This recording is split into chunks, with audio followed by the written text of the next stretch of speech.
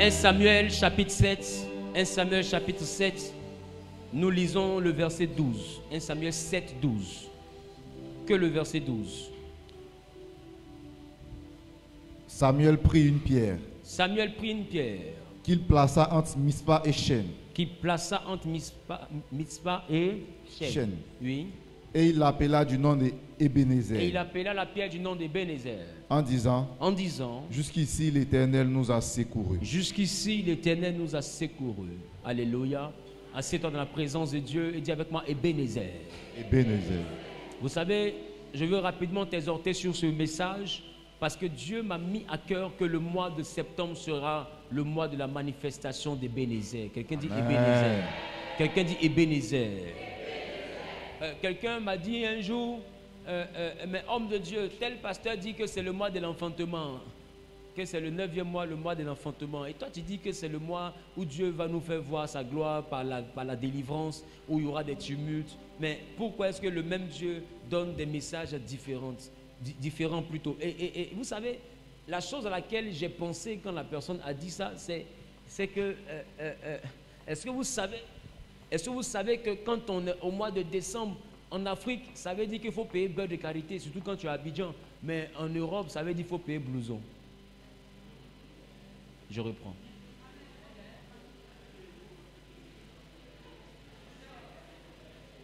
Je reprends.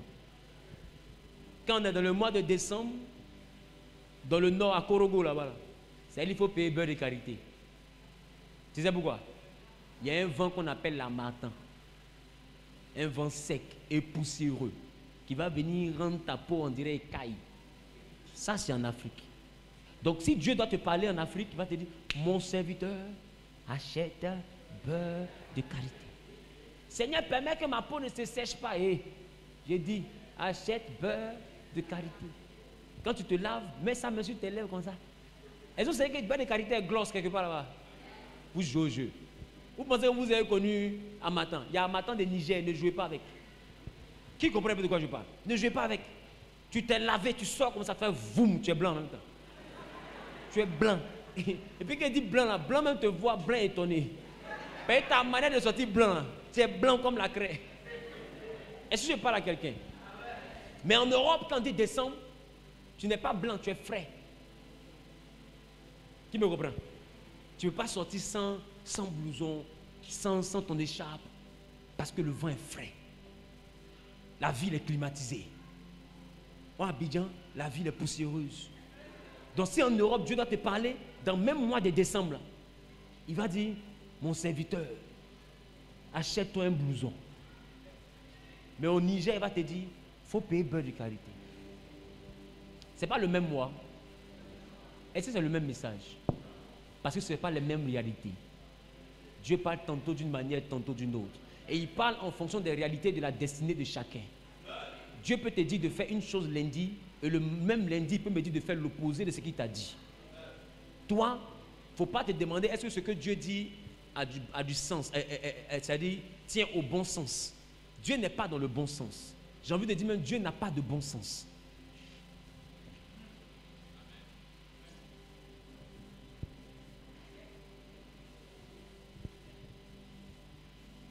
Je suis désolé. Dis à ton voisin, Dieu n'a pas de bon sens. C'est quoi le bon sens? C'est quoi le bon sens? C'est bien jugé, c'est la cohérence, c'est l'intelligence. C'est ça? C'est ça? Dieu n'a pas le bon sens. Dieu n'a pas le bon sens. Non, non, non, non. Dis-moi, quand quelqu'un a le bon sens, est-ce qu'il peut dire à une femme qui a 90 ans, tu vas avoir un enfant? Si tu as du bon sens, si tu es normal, est-ce que tu peux voir un monsieur, lui-même te dit, je suis vieux. Et puis tu lui dis, c'est maintenant que tu vas avoir un enfant. Tu peux lui dire ça.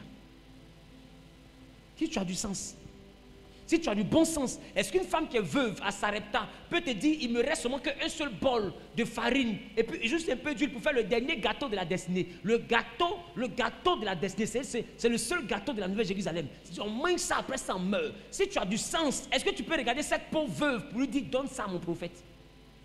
Ouais, le bon sens qu'il y a dedans. Si Dieu a le bon sens, on dit Lazare est mort, est-ce que Jésus peut dire il dort? Toi, tu ne connais pas sommeil. Dieu n'a pas le bon sens. Mais tout ce que Dieu dit a du sens. Le bon sens, ça dépend de toi. Mais tout ce que lui dit, ça a du sens. Même si ça ne respecte pas le bon sens, il sait pourquoi il dit ça. Le bon sens, c'est la logique. Qui t'a dit que Dieu est dans la logique? Dieu n'est pas dans la logique. Dieu est dans sa parole. Ce que lui dit, ça devient le sens. Bon selon toi, mauvais, c'est le sens. Il faut le suivre. Est-ce que je parle à quelqu'un? Dieu n'a pas besoin de votre affaire de bon sens. Non, logiquement, c'est pas comme ça on aurait fait. Qui t'a dit que lui, il est logique? Il dit ses voies sont insondables. C'est que ses voies ne sont pas logiques. Pourquoi toi, tu cherches la logique dans les paroles d'un Dieu qui n'obéit pas à la logique? La logique voudrait que toi, tu existes parce que tu as un père, tu as une mère. Lui, il existe, il n'a pas papa, il n'a pas maman. Où est la logique? Tellement il n'a pas papa, il n'a pas maman, il n'a pas nom. Vous savez pourquoi Dieu a dit à Moïse, je suis? Parce que quand un enfant vient au monde, c'est son papa ou sa maman qui lui donne un nom. Bon, lui, il n'a pas papa. Il n'a pas maman. Il va avoir un nom comment? Donc Moïse, il dit, quel est ton nom que je dois donner? Il dit, voilà, il dit, je suis. Je suis là. Ce n'est pas un nom, c'est le début d'une phrase. Mais tu es qui? Il dit, je suis. Parce que j'ai envie de te dire, je suis Wilfried. Mais il fallait que j'ai un père pour que mon père complète Wilfried. Parce que quand on te demande comment tu t'appelles, qui es-tu? Je suis Wilfried. Mais lui dit, je suis. Mais qui m'a dit que je m'appelle Wilfried? Ce sont mes parents. Mais lui n'a pas de parents. Alors il a dit à Moïse, voilà, dit, je suis. Si avec quelqu'un qui m'avait donné un nom, j'allais te donner le nom. Et c'est Moïse, en écrivant les 5 premiers livres de la Bible, c'est lui qui l'a appelé Dieu. Sinon, il n'avait jamais dit qu'il s'appelait Dieu. Il a dit, je suis. Or, Dieu signifie l'être au-dessus de toute tête. C'est Moïse qui l'a nommé, parce que les 5 premiers livres ont été écrits par Moïse. Il n'a jamais dit, je suis Dieu. Est-ce que quelqu'un me comprend? Et remarquez dans la Bible, quand Abraham le rencontre, vous voyez qu'à chaque étape, on donne Yahweh et puis on donne un attribut, on complète un attribut dessus. Parce qu'il n'a pas de nom. Donc Yahweh signifie je suis l'éternel, éternel, je suis. Donc on complète, je suis celui qui pourvoit, je suis celui qui tend. Chacun venait compléter dessus. Parce qu'il n'a pas de nom. Donc tu complètes ce qui t'arrange. C'est pourquoi j'ai envie de te dire, si tu ne donnes pas un nom à ton Dieu, Dieu ne saura pas qui il est dans ta vie. Dieu n'a pas de nom. Il porte le nom que tu lui donnes en fonction du défi auquel tu es confronté. Je reprends. Dieu n'a pas de nom. Il porte le nom que tu lui donnes en fonction du défi auquel tu es confronté. Quand Abraham avait besoin que Dieu pourvoie, il dit à la montagne, l'Éternel se pourvoira lui-même. Donc depuis ce jour, il est devenu je suis Jéhovah Jireh. Est-ce que quelqu'un me comprend? Ici, nous sommes dans le livre de Samuel. Pour vous qui ne connaissez pas le livre de Samuel, nous avons le livre de Genèse, Amen. Le livre de la création. Nous avons le livre d'Exode, parce que Genèse finit par Israël qui va rejoindre Joseph en Égypte. Mais quand Joseph meurt, la Bible déclare qu'ils deviennent esclaves. Quand ils deviennent esclaves, ils sont confrontés réellement à 430 ans d'esclavage. Amen. Et durant ces 430 ans, Dieu va leur susciter maintenant un libérateur qu'on appelle Moïse. Moïse va être prophète. Il va libérer la puissance de Dieu. Et la Bible dit que Moïse, après les 10 plaies que Dieu va infliger à l'Égypte, va délivrer Israël de l'oppression égyptienne. Ils vont se retrouver dans le désert. Là, nous sommes toujours dans le livre d'Exode, Exode et Nombre. Et la Bible nous fait comprendre réellement qu'en Exode et en Nombre, on parle du parcours du peuple d'Israël depuis l'Égypte jusqu'à la terre promise. Mais pendant qu'ils étaient en train de partir, Dieu va passer son temps à donner des lois et des principes. Et les lois et les principes vont être écrits par Moïse dans 2 livres qu'on appelle Lévitique et Deutéronome. Et plus tard, quand ils arrivent réellement à l'entrée de Canaan, Moïse ayant désobéi à l'obligation, à la directive de Dieu, qui était de parler au rocher et non de frapper le rocher, Dieu va s'irriter contre Moïse et Dieu va dire à Moïse, puisque tu as frappé au lieu de parler au rocher, tu ne rentreras pas à la terre promise. Mais comme je t'ai promis, monte sur la montagne pour voir au moins que tu n'as pas travaillé en vain. Tu verras la terre, mais tu n'y entreras pas. Moïse exécute, il monte, il voit, mais il ne rentre pas. Et Moïse meurt là et il ne redescend plus. Et pendant que Moïse meurt, Dieu va descendre dans le peuple pour aller chercher un homme qu'on appelle Josué. Josué était quelqu'un que Moïse avait présenté à Dieu parce que quand Moïse partait à la prière, à la montagne de l'Éternel pour rencontrer Dieu sur la montagne, la Bible dit que Moïse partait au sommet de la montagne et il partait avec Josué. Josué restait à un niveau de la montagne, mais la nuée recouvrait toute la montagne. Ça veut dire que la nuée qui était la présence de Dieu enveloppait aussi Josué. Donc Dieu voyait deux personnes sur la montagne, c'était Moïse et c'était Josué. Donc quand Dieu retire Moïse par la mort, le seul qui reste qui était aussi sur la montagne, c'était Josué. Alors Dieu descend dans le peuple pour aller voir la deuxième personne qui était présente quand il parlait à Moïse. Alors Dieu va chercher Josué. J'ai envie de te dire, tu veux recevoir l'onction d'un père, il faut te connecter à son onction, il faut être proche de son onction, il faut être à proximité de son onction, il faut servir son onction parce que le jour où Dieu va plus vouloir travailler avec lui, ou bien le jour où Dieu va lui chercher un successeur, Dieu va aller toujours vers la personne qui était proche de son onction. Dieu ne cherche jamais loin. Bref. Et il va prendre Josué, et c'est ainsi le début du livre de Josué. Quelqu'un lit le livre de Josué. Et Josué rentre à Canaan, et quand il arrive à Canaan, Josué fait la bataille de Jéricho, Haï, etc. Et il y a ce qu'on appelle la conquête de Canaan. Et pendant ce temps-là, Josué était comme le grand leader du peuple d'Israël. C'était lui qui menait les batailles, c'était lui qui menait les guerres. Il était comme le grand général du peuple d'Israël. Et Josué va mourir. Et quand Josué meurt, Israël est sur le territoire de Canaan, mais il n'y a plus de leader, il n'y a plus de chef. Chacun est sur son territoire. Juda est sur un côté, Naphtali, Zabulon, chacun était sur son côté. Alléluia. Et la Bible fait comprendre que les Philistins et même d'autres peuples tels que les Amalécites et tout étaient vraiment des peuples très tumultueux qui faisaient toujours la guerre à Israël. Alors pendant qu'ils étaient sur le territoire de Canaan, la Bible parle des Philistins, des Héviens, des Amoréens, etc. Mais ce qui va se passer, c'était que face à toutes les attaques qu'Israël subissait, Dieu devait choisir maintenant un chef. Et puisque Josué était déjà mort, qu'est-ce que Dieu va faire? Dieu va choisir des hommes qu'on appelle des juges. Les juges dans la Bible n'étaient pas des personnes qui devaient juger le peuple, mais c'était comme des remplaçants de Josué dans des territoires bien précis. Et c'est là qu'on a entendu parler de Samson, que Dieu avait oint pour délivrer Israël. On a entendu parler réellement de Déborah, on a entendu parler réellement de Gédéon et de plusieurs autres juges. Alléluia. Donc les juges étaient des personnes que Dieu avait pris dans le but réellement de permettre au peuple d'Israël de pouvoir avoir la délivrance. Quelqu'un dit la délivrance. Quelqu'un dit la délivrance. Quelqu'un dit la délivrance. Et quand nous sortons du livre de Juges, nous arrivons dans un livre qu'on appelle le livre de Ruth. Quelqu'un dit Ruth. Quelqu'un dit Ruth. Je n'entends pas bien. Quelqu'un dit Ruth. Ruth. Quelqu'un dit Ruth. Et Ruth, réellement, est un livre où on parle d'une Moabite avec réellement une femme réellement qui s'appelle Naomi et son mari qui s'appelle Elkanan, deux fils, Ophni et Phiné. Et la Bible me fait comprendre qu'elle va perdre, elle va tout perdre, et va retourner dans son pays, mais avec une femme qu'on appelle Ruth. Pourquoi Ruth réellement est écrit ici? Parce que Ruth est utile pour le livre de Matthieu chapitre 1. Il est important qu'on parle de Ruth dans cette histoire. Pourquoi? Parce que la Bible a pour but d'annoncer et de concrétiser la naissance du Seigneur Jésus. On ne peut pas concrétiser sa naissance si on ne parle pas de Ruth, parce que Ruth va plus tard arriver en Israël, va avoir un mari qu'on appelle Boaz, et Boaz sera l'arrière-grand-père d'un homme qu'on appelle David. Et au travers de David, il y aura la lignée royale qui va naître. Donc avant d'arriver dans le livre de Samuel, on doit d'abord parler du livre de Ruth, parce que Ruth sera l'arrière-arrière-grand-mère de David, qui est le remplaçant de Saoul, qui est le premier roi en Samuel. Est-ce que je parle à quelqu'un? Donc il y a une suite,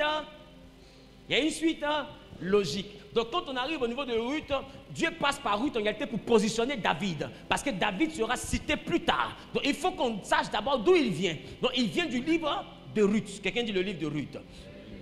Voilà pourquoi, quand on sort du livre de Ruth, automatiquement on arrive au niveau du livre de 1 Samuel, qui est le livre de notre étude aujourd'hui. 1 Samuel, qui est Samuel? Samuel est le fils d'une femme qu'on appelle Anne. Samuel est le fils d'une femme qu'on appelle Anne. Quelqu'un dit Anne. Et nous avons lu un texte réellement qui est dans le livre de 1 Samuel chapitre 7. Et dans le chapitre 7, la Bible nous a parlé d'un endroit qu'on appelle Ebenezer. Mais en 1 Samuel chapitre 1, il est question réellement d'une femme qu'on appelle Anne, de son mari. Et la Bible dit que ce mari-là s'appelait Elkana, et ce mari-là aussi aimait Anne, mais Dieu avait rendu Anne stérile. Et le premier chapitre du livre de Samuel nous montre une Anne réellement qui est combattue, qui est insultée par Pénina, à qui Dieu va finir par faire grâce à cause de la persévérance. Et le livre de Samuel, le chapitre 1, nous montre que l'amour d'un homme ne suffit pas. Un homme peut t'aimer, mais si Dieu n'a pas validé quelque chose, cette chose ne peut pas arriver. Alors Elkana aimait Anne. Il lui donnait une double portion d'offrande, mais tant que Dieu n'avait pas ouvert les tombes de Anne, l'amour d'Elkana ne pouvait pas suffire à Anne pour avoir un enfant. Je veux dire à quelqu'un, peu importe qui est ton père, peu importe qui est ta mère, peu importe les relations, ne regarde pas ces relations, parce que peu importe leur amour pour toi, leur amour ne suffit pas pour te rendre service. Le seul qui peut changer ta destinée s'appelle Dieu. Aussi longtemps que lui ne s'engage pas, peu importe qui tu connais, ils ne te seront pas utiles. Et c'est ce que nous devons comprendre dans le livre de 1 Samuel chapitre 1. Le chapitre 2 est le cantique et est le mot de Anne. Pourquoi cantique de Anne? Parce que Anne va avoir un enfant qu'elle va appeler Samuel et elle va dire que du fumier Dieu retire le pauvre, de la boue il retire le pauvre, du fumier l'indigent pour le faire asseoir à la table des rois. Donc le livre de 1 Samuel chapitre 2 vient dans le but de nous envoyer à pouvoir louer Dieu, célébrer Dieu, mais en plus de louer Dieu, célébrer Dieu, faire attention à notre manière de nous comporter dans la maison de Dieu, parce qu'au-delà de la louange de Anne, vous allez comprendre à la fin du livre de 1 Samuel chapitre 2, il va se passer que Élie, le sacrificateur qui était à Shiloh, va avoir deux fils qui vont mal se comporter et ça va envoyer un jugement. Ça veut dire que quand tu es dans la maison de Dieu, il faut savoir comment tu te comportes dans la maison de Dieu, parce que ce que tu fais dans l'église envoie un jugement sur ta vie. Est-ce que je parle? Est-ce que je parle? Est-ce que je parle à quelqu'un? Est-ce que je parle à quelqu'un? Donc dans la maison de Dieu, il faut savoir ce que tu fais dans la maison de Dieu. Regarde ton main, il faut savoir ce que tu fais dans la maison de Dieu. Dis à ton voisin, comporte-toi bien dans la maison de Dieu. Alors, Élie va avoir deux fils, ils vont mal se comporter, mais pendant ce temps, Samuel était réellement en train d'être allaité par sa mère, et sa mère va aller déposer l'enfant dans la maison d'Élie. Au chapitre 3, vous allez comprendre avec moi que Samuel était dans la présence de la maison d'Élie auprès de l'Arche de l'Alliance, et Dieu va prophétiser à Samuel. Donc ça, c'est la naissance du prophète Samuel au chapitre 3, et il va annoncer à Élie que le comportement de ses enfants allait envoyer un jugement sur lui, sa vie et sur sa maison, et que la sacrificature allait être retirée de sa lignée, et même plus de vieillards allait sortir de sa maison.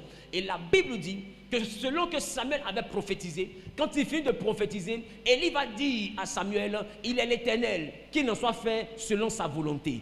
Élie ne va pas intercéder, mais il va s'abandonner à la volonté de Dieu. Alors j'ai compris que 1 Samuel chapitre 3 est la dimension, quand Dieu t'annonce le malheur, il ne faut pas accepter ce malheur. Il faut rentrer dans sa présence pour aller intercéder. Et Élie, au lieu d'intercéder, a dit il est Dieu qui fasse ce qui lui semble bon. Et il a laissé ça comme ça. Mais la chose que j'ai compris, c'est que quand on quitte le chapitre 3 et qu'on arrive au chapitre 4, automatiquement il y a une bataille qui se déclenche entre les Philistins et Israël. Israël est vaincu. Et au chapitre 4, la Bible dit, les Israélites, voyant leur défaite face aux Philistins, vont dire d'aller chercher l'arche de l'alliance. Et ils vont aller prendre l'arche de l'alliance, et l'arche va venir avec les deux fils d'Élie qui se comportaient mal. Et la Bible dit, quand l'arche va rentrer dans le camp d'Israël, Israël va commencer à célébrer Dieu. Ils vont commencer à pousser des cris. Et les Philistins vont entendre les cris d'Israël. Et pendant qu'ils vont entendre les cris d'Israël, la Bible dit une chose. Les Philistins vont avoir peur. Mais il y a quelque chose qui m'interpelle, c'est que la Bible dit que les Philistins vont se dire à eux-mêmes, si jamais ce Dieu puissant là est venu, c'est que nous sommes foutus. Mais bizarrement, la Bible mentionne que lorsqu'ils ont entendu les cris, les Philistins ont cru que Dieu était dans le camp. Et ça m'a choqué. Comment est-ce que l'arche peut être là et les Philistins vont dire, on a cru que Dieu était là? Ça veut dire que la présence de l'arche n'était pas la présence de Dieu. Et les Philistins vont se dire, soyez des hommes, c'est soyez courageux. Aujourd'hui, là, vous avez mené une bataille comme pas possible. Ils vont s'encourager les uns les autres. Et ils vont aller contre ceux qui ont l'âge de l'alliance. Contre ceux qui ont une alliance. Et ce jour-là, ceux qui ont l'âge de l'alliance vont perdre la bataille. Ça veut dire que tu ne gagnes pas parce que tu es chrétien. Tu gagnes parce que tu respectes les principes de la chrétienté. Tu peux avoir l'âge de l'alliance, mais si tu ne respectes pas les principes du Dieu de l'âge de l'alliance, il ne sera pas avec toi. Tu peux penser qu'il est avec toi, mais il ne sera pas avec toi. Ce n'est pas parce que tu es chrétien que tu auras toujours la victoire. Est-ce que je parle à quelqu'un? Dis à ton voisin 1 Samuel chapitre 4. Donc, les Philistins vont corriger les Israélites. Et les fils d'Élie vont mourir. Au chapitre 5, les Philistins prennent l'arche de l'alliance, ils envoient ça chez eux. Ils mettent ça dans la maison de Dieu qu'on appelle Dagon. Et la Bible dit que quand l'as rentre dans la maison de Dagon, Dagon se prosterne par terre pour montrer au travers de ce chapitre que quand Dieu rentre dans ta vie, peu importe le Dieu qu'on célébrait dans ta famille, peu importe le Dieu qu'on adorait dans ta famille, au devant de toi, la divinité de ta famille va se prosterner. Parce que le chapitre 5 vient dans le but de montrer que Dagon n'est pas un Dieu. Le seul Dieu qui existe, c'est le Dieu qui était avec l'Arche de l'Alliance. J'ai le plaisir d'annoncer à un homme et à une femme qu'après ce programme, ta maison se rendra compte que tu es un Dieu. Ta famille se rendra compte que tu es un Dieu. Je ne parle pas à tout le monde. Je parle à la personne qui crie j'ai un Dieu. Je dis, tes amis vont se rendre compte que tu es un Dieu. Celui qui saisit cette parole, que Dieu se montre à tes combats, qui se montre dans tes combats et qui justifie sa présence dans ta vie. Au nom suprême de... Quelqu'un dit j'ai un Dieu.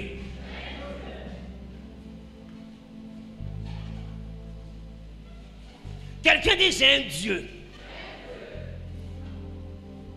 Donc le chapitre 5, on voit réellement Israël à perdre l'arche, mais les Philistins ont conservé l'arche. Et pendant qu'eux ils conservent l'arche, ils se retrouvent face à une situation où durant cette période, Dieu va frapper les Philistins d'hémorroïdes et les souris mystérieuses vont envahir le pays. Et les 7 rois, les 7 princes des Philistins vont être frappés ainsi que leur ville, même les villages. Et ce jour-là, la Bible me dit une chose. Les Philistins vont aller consulter leurs magiciens. Pourquoi tout ça nous arrive? Ils vont dire, ah, vous avez pris l'arche de leur Dieu. Si vous voulez que ça s'arrête, faites-leur des offrandes. J'ai envie de te dire, nous sommes arrivés au niveau où même les sorciers de ta famille vont reconnaître que c'est toi qui tiens la famille. En Genèse, Laban, qui a des téraphimes, dit à Joseph, j'ai appris, j'ai découvert par divination que c'est à cause de toi que ma maison a été bénie. Comment quelqu'un a des génies et puis il consulte ces génies? Normalement, les génies doivent dire, si tu prospères, c'est à cause de nous.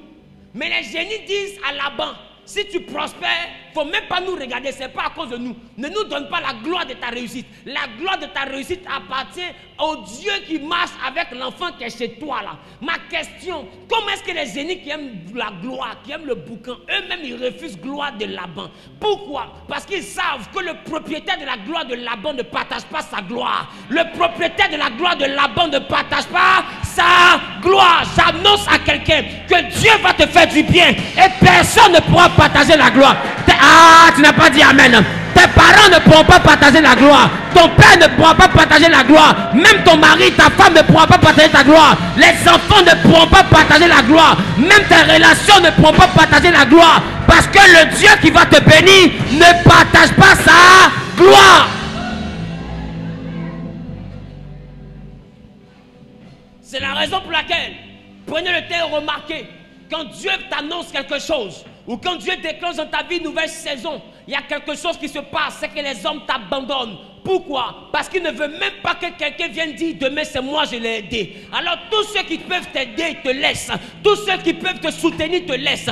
Tout ce que tu sollicites ne te rappelle plus. Pourquoi? Parce que Dieu ne veut pas que ta bénédiction vienne du fait qu'il t'ait rappelé. Dieu veut que tu retiennes qu'ils t'ont oublié et que eux-mêmes sachent qu'ils t'ont oublié. Là, le jour où lui te bénit, tu comprends qu'il n'y avait personne sur qui tu pouvais compter. C'est que ta bénédiction est venue d'en haut. C'est que ta bénédiction est venue d'en haut. Notre Dieu est un Dieu jaloux. Il ne partage pas sa gloire. Même les génies ont dit à Laban, c'est pas nous. On va arriver à un niveau où les sorciers me vont reconnaître que c'est pas eux.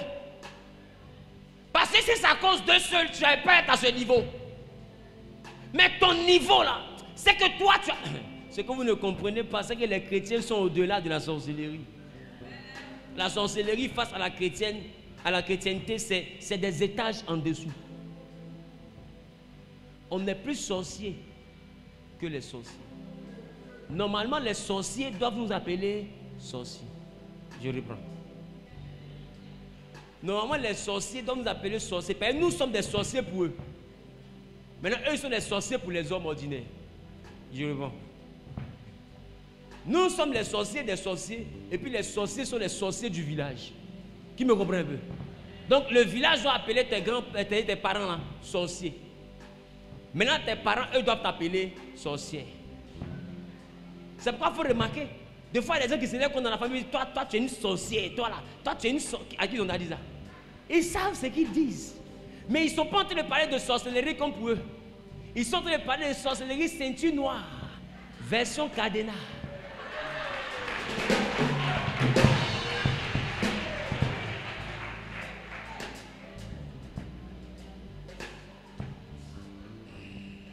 Sorcellerie. C'est-à-dire que ça, la dimension sorcière de la famille respecte sorcier. C'est quand quelqu'un se lève et te dit, toi là, tu es une sorcière, toi là. Il sait où il a essayé quelque chose. Il y a un endroit où il a confirmé ta sorcellerie, il sait c'est où. Il sait ce qu'il a voulu faire et puis il t'a appelé sorcier. Parce qu'il faut être sorcier pour reconnaître. Parce que quand on dort là, tous ceux qui dorment ne savent pas que je suis ce que toi tu dis que je suis. C'est-à-dire que quand eux ils dormaient, toi, tu ne dormais pas. Tu faisais quoi? Ben, tu ne pries pas aussi. Donc toi, tu faisais quoi? Même tu suivais boire de nuit au ciel. Tu es vigile céleste. Tu as trouvé un sorcier qui connaît sorcier.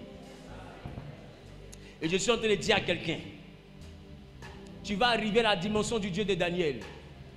Parce que Daniel à Babylone, il y avait les magiciens, il y avait les devins. Et le roi même était un gros mystique. Mais lui-même s'est levé et dit aux gens, craignez le Dieu de Daniel. Ayez peur du Dieu de Daniel. Dans ton lieu de travail, il y a des gens qui ont fait des choses contre toi. Eux-mêmes vont se lever pour dire, ayez peur du Dieu de ce monsieur. Ayez peur du Dieu de cette femme. Parce qu'ils sauront que tu as un Dieu. Tu sais que quand les gens te combattent et puis ils n'arrivent pas à te battre, à un moment donné, eux-mêmes commencent à avoir peur de toi.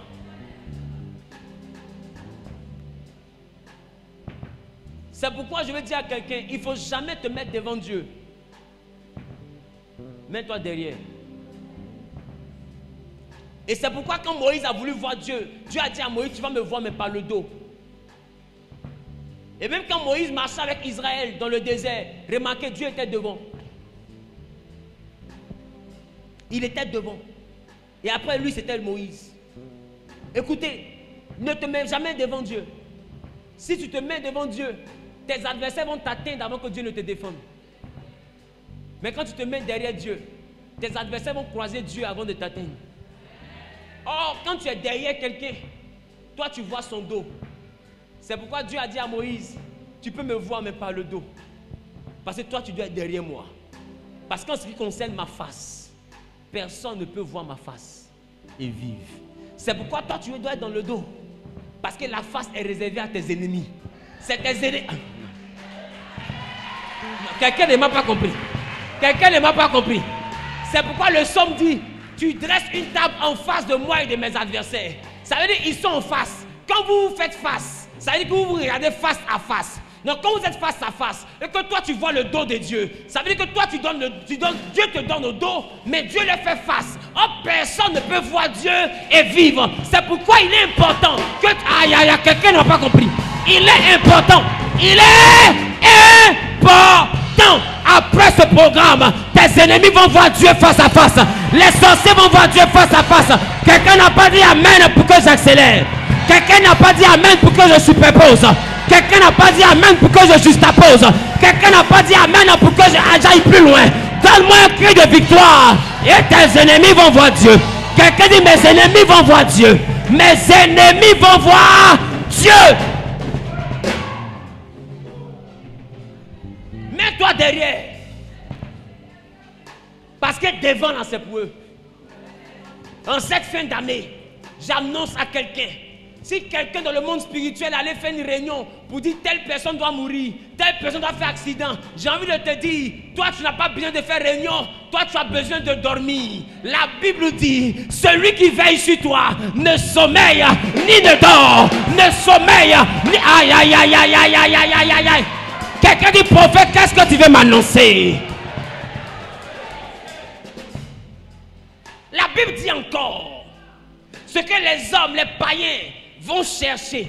Dieu donne la même chose à ses enfants pendant qu'ils dorment. Ça veut dire qu'au moment où nous sommes assis ici, il y a des gens qui sont en train de partir au Mali pour chercher des fétiches. D'autres vont au Bénin, d'autres vont au Togo, d'autres vont en Inde pour aller chercher des protections. La Bible dit ce qu'eux ils s'en vont chercher. Dieu nous donne ça pendant que nous dormons. Ça veut dire que toi tu seras en train de dormir. Quelqu'un va vouloir te tuer, mais il va se rendre compte qu'il croyait qu'il était dangereux. Oh, lui-même il était en danger. Il croyait qu'il était dangereux. Mais aïe aïe aïe aïe aïe aïe aïe aïe aïe aïe aïe aïe aïe. Je ne parle pas à tout le monde. Je te dis que cette fin d'année, le programmeur de ta destinée sera programmé. Le programmeur sera programmé. Le programmeur sera programmé. La personne qui a dit que tu n'allais pas vieillir, cette personne n'a pas parlé contre toi. Cette personne a parlé contre elle-même.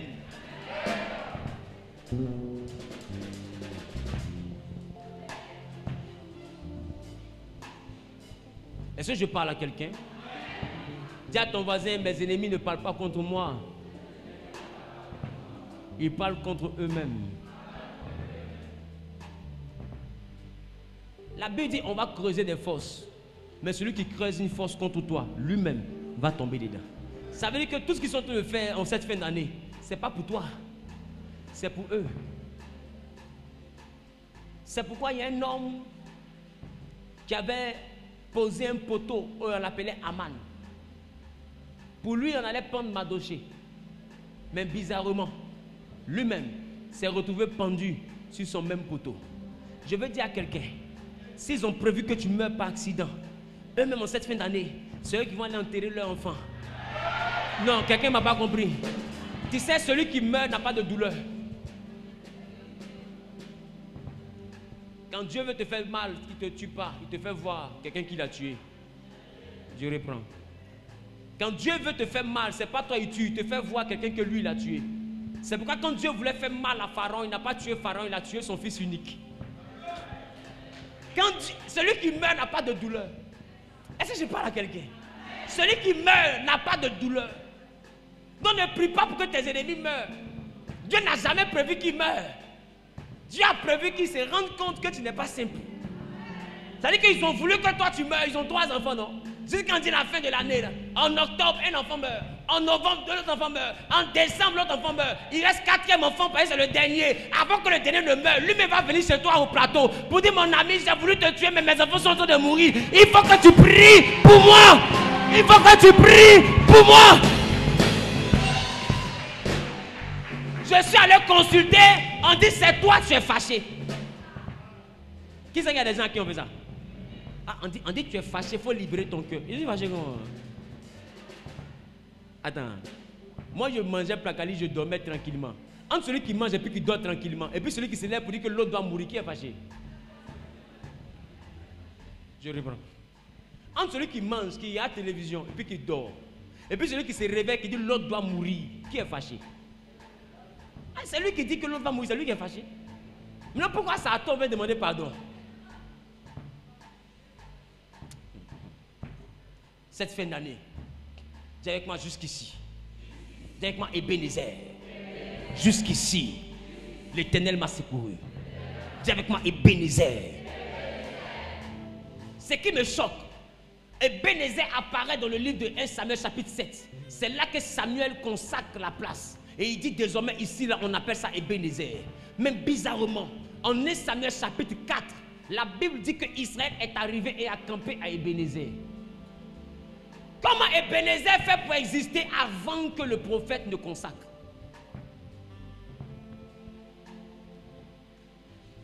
Mais bizarrement, Ebenezer du chapitre 4 a été Ebenezer de leur défaite.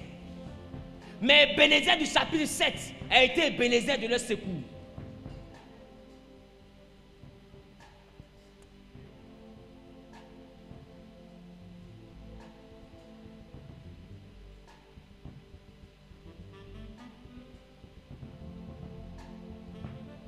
Regarde, 1 Samuel chapitre 5 verset 1er. La Bible dit les Philistins prirent l'arche de Dieu et ils la transportaient d'Ebenezer à Asdod. C'est-à-dire que quand ils ont vaincu, c'était à Ebenezer qu'ils ont vaincu les gens. La bataille s'est passée à Ebenezer. Donc quand ils ont triomphé d'Israël, ils ont pris l'arche de Ebenezer pour aller maintenant dans leur ville. Et c'est là-bas qu'ils ont eu les malédictions. Qui se rappelle de ça? Mais au chapitre 4, le verset 1er, la Bible, la parole de Samuel s'adressait à tout Israël. Israël sortit à la rencontre des Philistins pour combattre. Ils campaient près d'Ebenezer.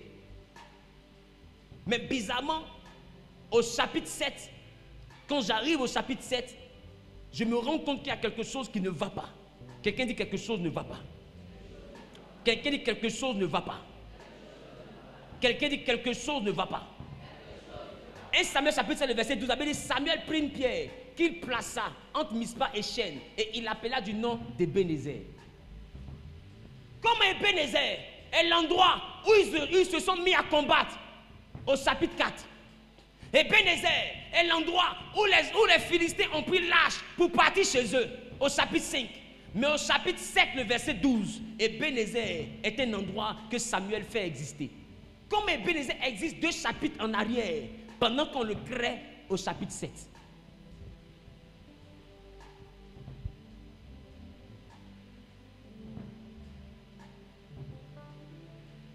Et bizarrement, quand ils arrivent au chapitre 7, Ebenezer est le lieu où Dieu leur donne la délivrance, où ils poursuivent les Philistins jusqu'à Ebenezer et ils s'arrêtent. Et Samuel prend une pierre. Il dit arrêtez-vous là, ne dépassez pas l'endroit là. Dis à ton voisin, arrêtez-vous là. Ne dépassez pas l'endroit. Et il prend une pierre qui dépose à l'endroit là.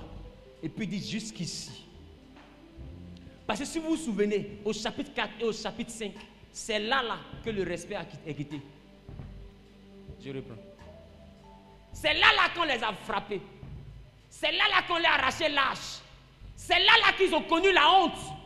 Donc quand Dieu veut leur donner la victoire, Dieu leur donne la victoire jusqu'à l'endroit où on avait mis la honte sur eux.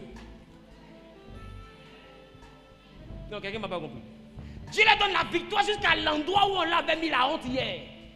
Et Samuel leur donne la victoire. Ils ont la victoire jusqu'à ils arrivent à Ebenezer. Dit arrêtez-vous ici. C'est là qu'on vous a mis la honte. C'est là que Dieu vient essuyer la honte. Je suis venu dire à quelqu'un, si dans un quartier on t'a sous-estimé, ce n'est pas dans un autre quartier on t'a célébré. Je reprends. Si dans un quartier on t'a humilié, ou bien dans un secteur on t'a humilié, ce n'est pas dans un autre secteur on va te célébrer. Dieu va permettre que là où on t'a mis la honte, c'est là-bas il va venir laver ton honneur. Là où on t'a mis la honte, c'est là-bas il va laver ton honneur. Ceux qui t'ont traité de n'importe qui, c'est eux-mêmes qui vont venir changer de bouche. Je ne parle pas à tout le monde. Je parle à quelqu'un que Dieu va laver son honneur. Dieu va laver ton honneur. Ils ont dit que tu ne réussiras pas. Dieu va laver ton honneur. Ils ont gâté ton nom. Dieu va laver ton honneur. Ils t'ont humilié. Dieu va laver ton honneur. Ils t'ont traité de bon à rien. Dieu va laver ton honneur. Ils t'ont traité de prostituée. Dieu va laver ton honneur. Ils ont traité d'hommes et de femmes sans valeur. Dieu va laver ton honneur. Il dit jusqu'ici.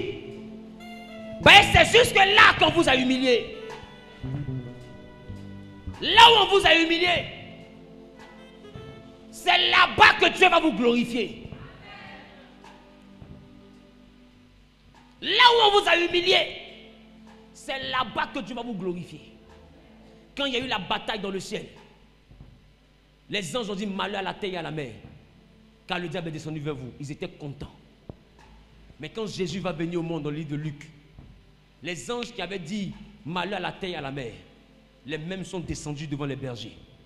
Et ils ont dit aux bergers, soyez dans la joie, paix sur la terre, aux hommes que Dieu aime, et gloire à Dieu dans le ciel. Car aujourd'hui même, dans la ville de David, il vous est né un sauveur. La Bible dit, c'était les mêmes anges, l'armée de Dieu, qui avait combattu Satan dans le ciel. C'est la même armée qui est descendue sur la terre. Pendant qu'eux, ils ont jeté Satan, ils ont dit malheur à la terre. Et ils se sont moqués de nous. Mais quand le Seigneur est descendu sur la terre, leur même bouche est revenue sur la terre. Et elle dit cette fois-ci, paix aux hommes qu'il aime et gloire à Dieu dans les cieux. Je veux dire à quelqu'un, la bouche qui a souhaité ton malheur, cette même bouche dans le mois de septembre va revenir pour proclamer ton bonheur. Cette même, quelqu'un m'a pas dit amen, ça me dérange. Cette même bouche va revenir pour proclamer ton bonheur.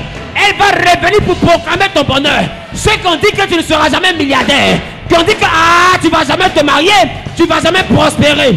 Je dis dans ce mois de septembre, ils vont revenir pour célébrer ta vie parce que Dieu va changer ton niveau. Dieu va changer ton ministère. Il va envoyer ton ministère à un autre niveau. Celui qui a dit Amen bien, propriétaire. Oh Seigneur, laisse que la première personne qui se lève plus vite que son voisin qui dit Amen bien soit la personne qui est propriétaire de cette parole. Père, si je suis prophète, laisse que la personne qui fait 2 pas en avant plus vite que son voisin soit propriétaire de cette parole. Au nom suprême de... Dis prophète, quel est le livre que tu n'aimes pas? Dis prophète, dans la Bible, quel est le livre que tu n'aimes pas? Parce qu'il y a un livre que moi j'aime pas. C'est le livre de Job. J'ai lu le livre de Job 2 fois dans ma vie. Après ça, Job et moi on a enlevé camarade. J'ai dit à Dieu, tant que tu ne complètes pas le livre de Job, je ne lis plus. Dis prophète, pourquoi? La Bible commence la vie de Job par son bonheur. Job commence dans le bonheur. Job vit dans le bonheur. Et un coup comme ça, le malheur tombe sur lui.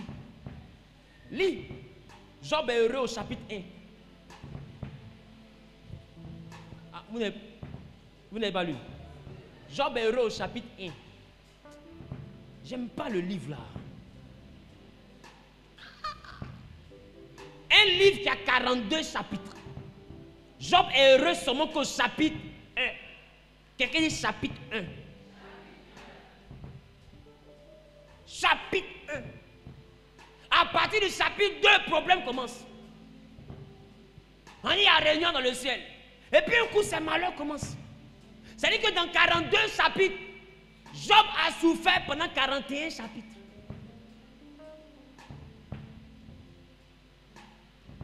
Dis prophète, qu'est-ce qui t'a énervé même?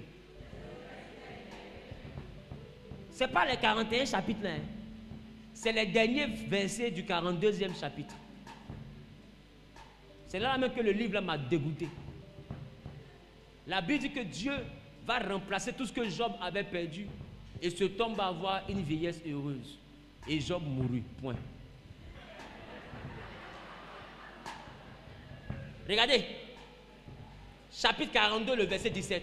La Bible dit, et Job mourut, âgé et rassasié de jours. Point. Maintenant, ma question. Pourquoi la Bible prend le temps de bien expliquer comment il souffre? Maintenant, quand son bonheur commence, la Bible n'explique pas comment il était heureux. Ça, j'ai pas aimé. Si les gens ont vu comment j'ai souffert, si les gens ont vu comment j'ai marché de plateau jusqu'à Koumassi, ils doivent voir aussi comment je serai en Maybach de plateau jusqu'à Koumassi. Ah, quelqu'un n'a pas dit Amen. Quelqu'un n'a pas dit Amen. J'ai dit, s'ils ont assisté à ma galère, ils doivent assister à ma richesse. Attends, je ne parle pas à tout le monde. Je ne parle pas à tout le monde. Je ne parle pas à tout le monde.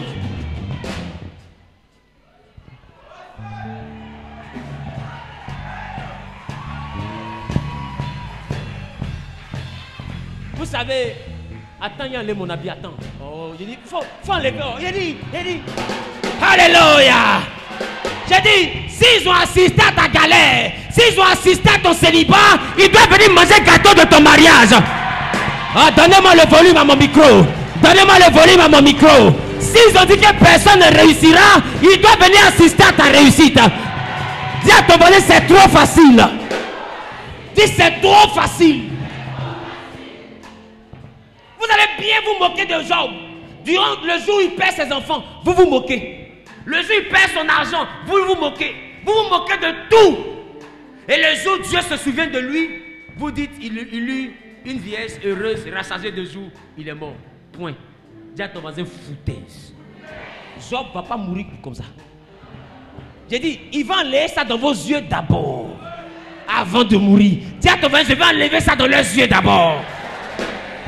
Alors j'ai compris pourquoi la Bible dit, je ne mourrai point. Parce qu'il y a des morts là, il ne faut pas mourir dans ça. Il y a des morts là, il ne faut pas mourir dans ça. Dis à ton voisin, je ne mourrai point. Avant que toi tu ne meurs, il faut que les gens soient d'accord que tu es le milliardaire de la famille. Avant que toi tu ne meurs, il faut que les gens retiennent que tout le monde ne s'est pas marié, mais elle s'est mariée. Tout le monde n'a pas enfanté, mais elle a enfanté. Tout le monde n'a pas travaillé, mais lui, il a travaillé. Les gens doivent retenir que toi, tu as prospéré. On ne peut pas retenir le malheur et ne pas retenir ton bonheur. Je déclare, je décrète et je prophétise. Quelqu'un des prophètes prophétise. Il dit jusqu'ici. Là où il y a eu la honte, là, c'est là que Dieu va s'arrêter pour laver ton nom. Pourquoi on te met la honte quelque part et puis on veut sauter ça? On ne saute pas. Non. Et puis tu les vois, non, les choses anciennes sont passées, il faut pardonner. Je n'ai pas dit, elle ne pas pardonner, il dit, il faut qu'on rectifie. Ah, j'ai dit, je n'ai pas dit, je n'ai pas pardonné. J'ai dit, il faut qu'on rectifie. Parce que dans ce même village, vous avez insulté ma maman. Vous l'avez traité de pauvre, de misérable. C'est vrai, je suis devenu celui que je suis devenu. J'ai pardonné, mais je dois rectifier. Alors maman, voici ton château. Maman, voici ton chauffeur. Maman, quelqu'un n'a pas dit amen. Quelqu'un n'a pas dit amen.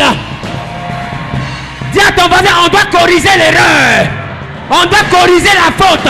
On doit corriger la faute. Dis avec moi, j'ai pardonné. Mais le pardon n'exclut pas la correction. Voilà, on te pardonne, mais on te corrige. Dis avec moi la correction. Quand quelqu'un t'a chassé de son salon, et puis tu deviens milliardaire, et que toi tu as dormi dans son salon, mais lui toute sa maison est comme toi ton salon. C'est la dimension où tu commences à porter une chaussure en croco verni. Ça veut dire, oh dis prophète, explique-moi, je vais expliquer. Dis avec moi la correction. La correction, c'est la dimension où quand le quartier inondé, ta chaussure vibre parce que le crocodile reconnaît l'habitat naturel. Quelqu'un dit la correction. Quelqu'un dit la correction. La correction, c'est la dimension où quand le chauffeur ouvre la portière de la voiture, jusqu'à le chien sent l'odeur du parfum. Quelqu'un dit la correction. Même les souris sentent l'odeur du parfum. Quelqu'un dit la correction. La dimension, la voiture rentre dans Sikoji, dans Sosefia, dans Abobo là, dans le quartier là. On voit une grosse voiture, vite teintée noire. Ils t'ont humilié là. Ils se sont moqués de toi ici. Ils t'ont vu gratter ici. Et puis on dit, mais qui est dans la voiture? Qui vient à midi chaud là? Et puis on descend, on ouvre la portière. On voit un pied qui sort. On voit un pied qui sort. On ne comprend pas. Quelqu'un dit la correction. Quelqu'un dit le pied là. Ça ressemble au pied de quelqu'un. Mais je ne suis pas encore sûr parce que le teint est trop propre. La personne que son pied était comme ça, son teint était un teint noir flou foncé. Le teint est un peu trop propre. Donc ça a failli ressembler au pied d'Isidorine. Mais de toute façon, le pied est propre, là, ça c'est pas Isidorine. Mais c'est qu'ils ont oublié. L'eau lave. L'argent rend propre. Mais c'est Dieu qui fait briller. C'est Dieu qui fait briller. C'est Dieu qui fait briller. Quelqu'un dit un pied est sorti. Quelqu'un dit un pied est sorti. Correction. Vous savez comment j'ai accepté le Seigneur? J'ai des amis qui m'ont regardé pour me dire qu'est-ce que tu deviens? Comment Dieu a commencé à me bénir. C'est pas la rancune, mais c'était la correction. C'est la dimension, je suis LE dans ma voiture. Et puis il dit, mais cette voiture c'est ma voiture de rêve. Il dit, ah, donc je suis déjà dans ton rêve. C'est que tu n'as pas encore bien compris. Tu vas te concentrer. Tu vas te concentrer. Tu vas te concentrer. Et puis moi-même je sais qu'il est payé à 400 000, 500 000. Et je l'envoie dans une boutique où je paye une seule chaussure à près d'1 million et quelques. Ça y est mon ami, ton argent de 1 mois, je vais porter ça dans mes pieds. Dis avec moi la correction. Dis avec moi la correction. Dis avec moi la correction. Dis avec moi la correction. La correction. Ça là, c'est pas l'orgueil, c'est la correction. Quand il finit de subir ta correction, le jour il voit quelqu'un qui va à l'église, il va dire, où est-ce qu'on va là? Craignez le Dieu qui est là-bas. Parce que le Dieu là m'a corrigé. Quelqu'un dit correction. C'est pourquoi le livre de Job ne me plaît pas. Il faut corriger. C'est important. Il y a des cahiers, il faut corriger. Il y a des hommes qui te jettent. Ils pensent qu'ils ont fini d'abuser de toi, ils t'ont abandonné. C'est avec ma correction. Il t'a abandonné, c'est pas grave. Et puis un matin comme ça, il arrive dans un dîner de puissants hommes d'affaires. Et puis il entend Madame Mouton. Parce que les blancs, ils ont les noms bizarres. Monsieur Mouton a marié Madame Mouton. Et Madame Mouton est la femme du milliardaire Monsieur Mouton. Donc, quelqu'un fait comme ça. Donc, quand Monsieur Mouton vient avec Madame Mouton, l'ancien gars de Madame Mouton arrive aussi à l'endroit. Et lui, il est commercial. Donc, il est venu pour négocier un marché avec le milliardaire Monsieur Mouton. Et Madame Mouton est partie aux toilettes pour refaire sa beauté. Mais quand elle ressort, dis avec moi, quelqu'un dit les deux se font face. La go qui était pauvre hier, et Madame Mouton milliardaire aujourd'hui. Dis avec moi la correction. Dis la correction. Dieu doit corriger le tort. Dieu doit corriger. Ah oui, il faut qu'il corrige. Il y a un jeune brouteur qui nous regarde et puis dit, si votre Dieu est fort, tant de carrés musulmans, là, priez, Baka va apparaître dans son pied. Parce qu'on était piqués. Mais quand Dieu a commencé à se souvenir de moi, Dieu avec ma correction. Je suis revenu devant lui pour corriger. Oh, Dieu avec moi la correction.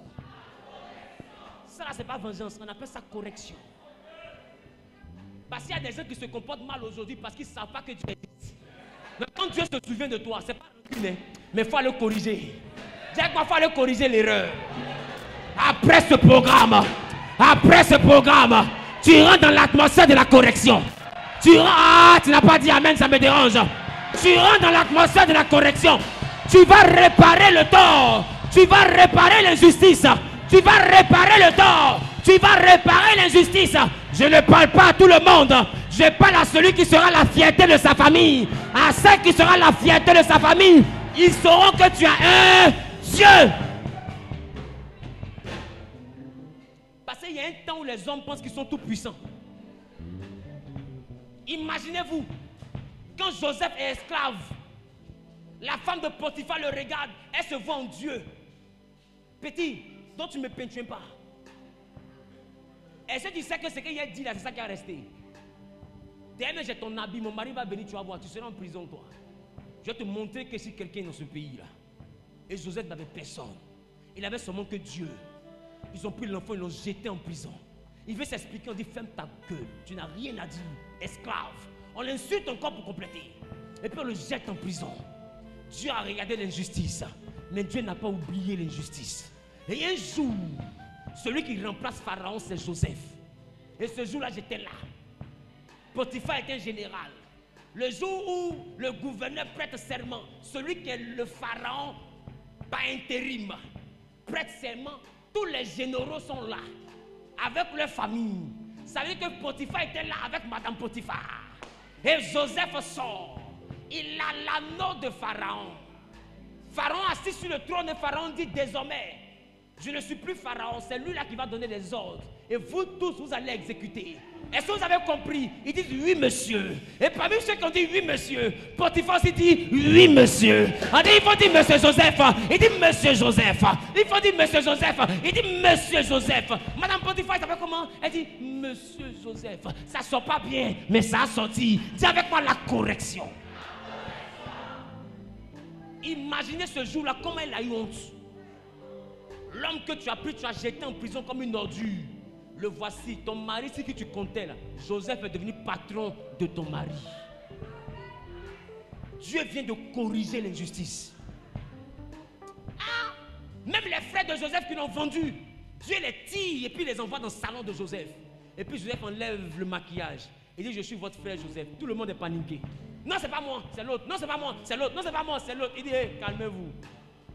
Le mal que vous avez voulu me faire, Dieu l'a changé en bien. Aujourd'hui, vous êtes dans le milieu de la correction. Aïe! Il dit, Dieu l'a changé en bien.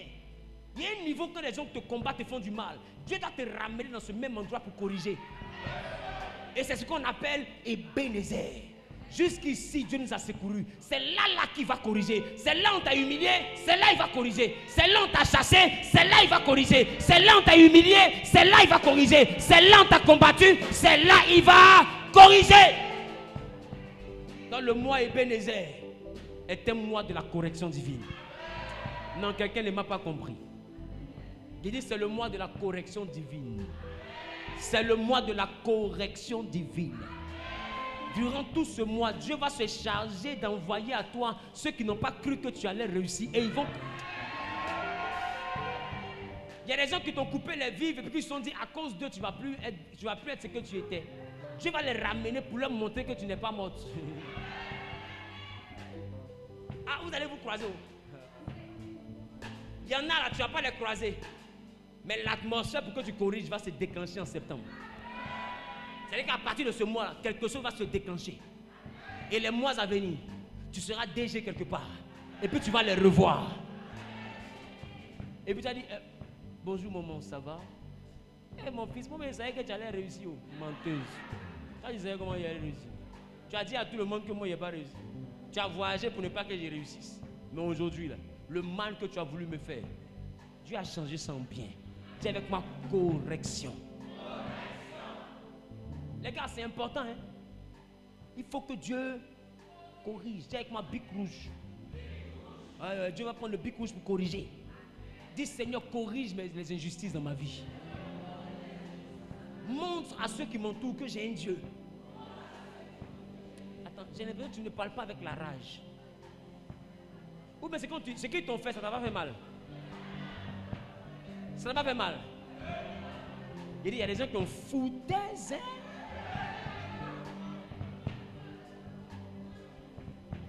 Attends, dès que quelqu'un s'est déjà foutu à cause de l'argent, c'est que tu demandes service, mais à cause de la façon dont on te parle en temps normal.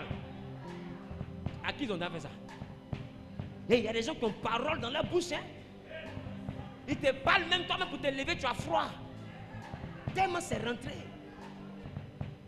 Et puis toi tu penses que ton Dieu va laisser ça. Il dit à moi la vengeance. C'est pour dire que Dieu là, il n'oublie pas. C'est quand on te fait là, il met à côté puis il corrige. Dis avec moi, il corrige. C'est de ça on parle. Ce mois là, c'est le mois de la correction. C'est-à-dire que ceux qui ont l'habitude de venir attaquer tes entrailles, bloquer tes trompes, te donner des maladies bizarres, ce mois là, Dieu va prendre ce mois là pour les corriger. Il a dit, hé, ma fille là, son bas-ventre, c'est pas pisse de danse. Parce que d'autres prennent tes rêves comme lune de miel. Marie-Denis se promène quand c'est dans tes rêves, il vient peindre joint. J'ai dit, septembre, lui-même, hôtel qui est dans ton rêve là, il va voir comment ça va devenir. Dis avec ma correction. Dis avec ma correction. Lève la main droite. Dis Père, durant ce mois, j'appelle la justice dans tous les domaines de ma vie. La justice dans tous les domaines de ma vie. Corrige des injustices. Corrige mes humiliations. Lève-toi et agis. Bas les mains, commence à prier.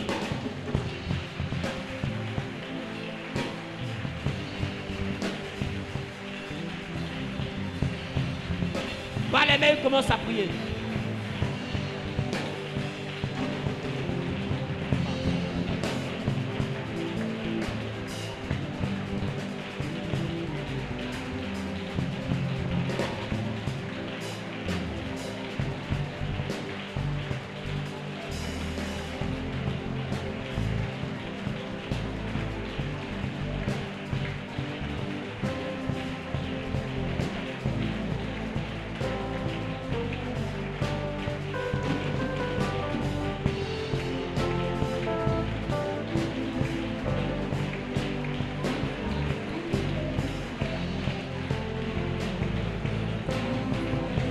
Parle à Dieu, parle à Dieu, parle à Dieu, parle à Dieu, parle à Dieu, parle à Dieu.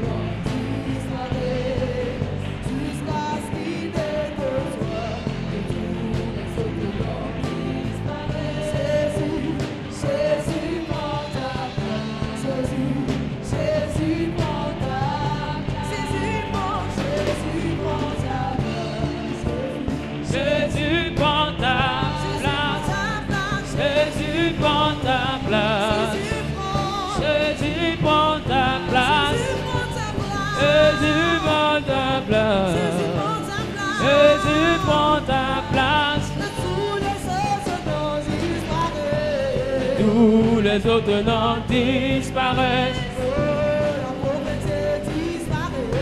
Que tous les autres noms disparaissent. Jusqu'à ce qu'il n'est que toi.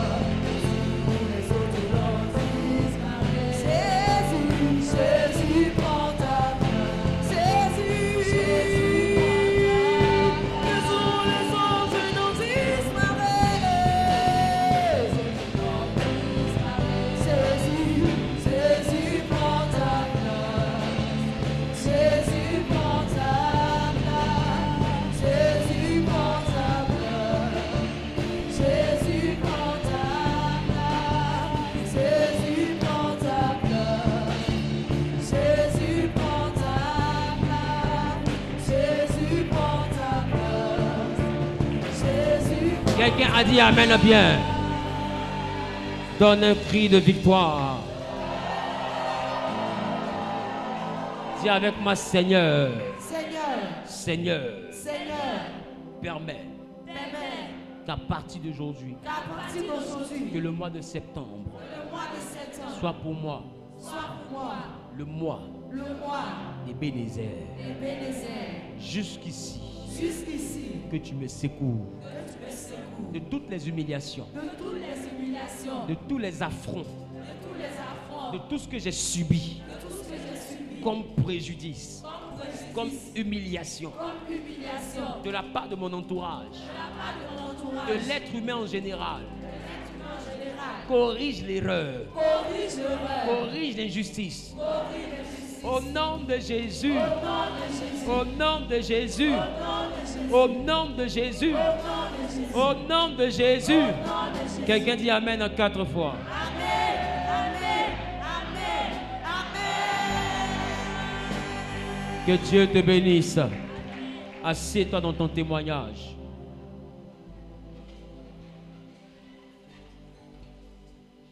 Tu es passé par les eaux du baptême. Tout à l'heure, je vais prier pour toi. Ceux qui saisissent le message, restent devant. Vous connaissez, vous avez des habitudes. Restez devant, s'il vous plaît. Toi qui n'es pas de cette communauté, même quand tu retourneras dans ta communauté et que tu verras quelqu'un, l'homme de Dieu en train de prêcher, si le message te fait du bien, que tu as envie de vivre le message, à la fin du message, il faut toujours faire une offrande, même s'il ne te demande pas. Tu comprends? Il faut instaurer ça dans ta communauté. Tu vas voir que tes résultats seront différents. Ce qui va prêcher va devenir ta vie, simplement. Il est important que tu apprennes à le faire. Fais-le chez toi désormais. Et si tu es pasteur, que tu es ici, tu es berger, que tu es ici, fais-le avec ce que Dieu te confie. Fais-le avec ce que Dieu te confie. Très important. Que tous les autres noms disparaissent. Que tous les autres noms disparaissent. Jusqu'à ce qu'il n'y ait que toi. Tous les autres noms disparaissent. Jésus prend ta place. Jésus prend ta place. Jésus prend ta place. Jésus Prends ta place. que tous les autres noms. Que tous les autres noms disparaissent. Que tous les autres noms disparaissent. Que tous les autres noms disparaissent. Toi qui es devant, tu vas commencer à dire à Dieu. Tu connais les réalités que tu vis. Que ce soit maladie, que ce soit blocage, que ce soit épreuve. Peu importe les réalités face auxquelles tu te trouves. Il faut dire Seigneur, que tous les autres noms disparaissent. Ce que je suis en train de faire, c'est parce que je crois en ton message. Je veux vivre ce que j'ai entendu. J'ai été sujet de honte. Les gens m'ont humilié, les gens m'ont rabaissé. D'autres m'ont lancé un défi pour dire si ton Dieu est Dieu, on réussit, on va voir. D'autres n'ont pas dit directement, mais ce qu'ils ont dit ressemble à ça. Montre à ces personnes que j'ai un Dieu, que tu existes. Je veux te voir. Parle à Dieu. que les autres noms disparaissent. Si le nom de la sorcellerie était dans ma souffrance, que le nom de la sorcellerie disparaisse. Que si le nom d'un quelconque esprit était à la base de mes blocages, que ce nom disparaisse. Si une personne était à la base, que son nom dans mon affaire disparaisse. Que ses œuvres dans ma vie disparaissent. Jésus, prends ta place. Jésus, prends ta place. Que tous les autres noms disparaissent. Que tous les autres noms disparaissent. Jusqu'à ce qu'il n'y ait que toi. Jésus prend ta place. Jésus prend ta place. Jésus prend ta place. Jésus prend ta place. Jésus prend ta place. Jésus prend ta place. Jésus prend ta place. Jésus prend ta place. Jésus prend ta place. Jésus prend ta place. Jésus prend ta place. Jésus prend ta place. Que Dieu vous exauce. Que sa main soit sur votre vie. Qu'il change l'humiliation, le déshonneur en honneur. Que le mal que les gens vous ont souhaité, que ce mal se change en bien. De la même manière qu'ils ont humilié Jephthé. Et celui qu'ils avaient humilié a été celui dont ils ont eu besoin pour leur propre combat. Il en sera ainsi de vos adversaires, de vos ennemis. Même de ceux-là qui vous jalousent. Dieu va créer à partir d'aujourd'hui un carrefour où ils auront besoin de vous. Où c'est vous qui allez devenir la solution à leur équation. Vous allez devenir la réponse à leurs questions. Vous allez devenir l'élément qu'il fallait ajouter à leur vie pour avoir la saveur. L'Éternel vous érige en solution dans votre maison. Il vous érige en solution dans votre génération. Il vous positionne en solution dans tout domaine où vous évoluez. Ceux qui n'ont pas cru en vous vont se dédier au nom de Jésus. Que Dieu vous bénisse. Que sa grâce soit avec vous. Au nom de Jésus-Christ, j'ai prié. Quelqu'un a dit Amen bien. Si tu es passé par les eaux du baptême, simplement, il faut récupérer le pain et le vin en t'asseyant, s'il te plaît. Récupère le pain et le vin en t'asseyant, s'il te plaît. Récupère le pain et le vin, s'il te plaît.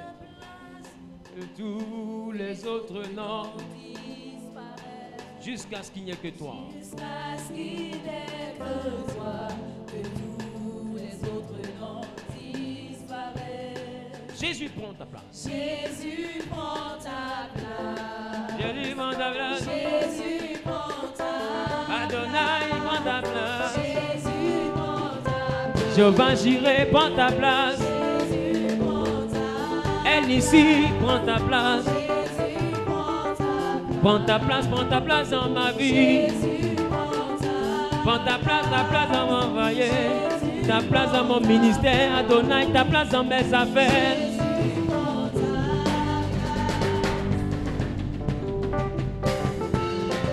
Que tous les autres noms disparaissent. Que tous les autres noms, jusqu'à ce qu'il n'y ait que.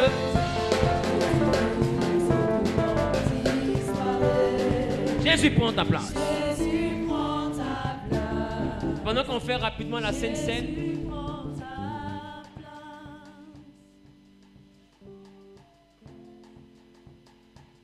je veux prier rapidement pour une jeune dame, je ne sais pas. Mais je vois un haut blanc, je vois des nattes. Je vois un haut blanc, je vois des nattes. Et je vois un peu comme une église qu'on appelle l'église baptiste. C'est comme si elle vient de cette église. Il y a quelque chose qui se passe. Je veux rapidement prier pour elle. Est-ce qu'elle est là? Est-ce qu'elle est là? Elle est baptiste. Elle est de l'église baptiste. Je vois un t-shirt blanc, je vois des nattes. Elle est de l'église baptiste. Est-ce qu'elle est là? Je ne connais pas son nom. C'est ce que j'ai vu, que je suis en train de dire. Elle est où? Viens, dépêche-toi. Maman, dépêche-toi, s'il te plaît. Tu t'appelles comment? Adeline, Bao Adeline. Adeline. D'accord. Tu es de cette église depuis combien de temps? Ça me fait 5 ans. 5 ans. Tu vis avec qui? Je viens mon chéri.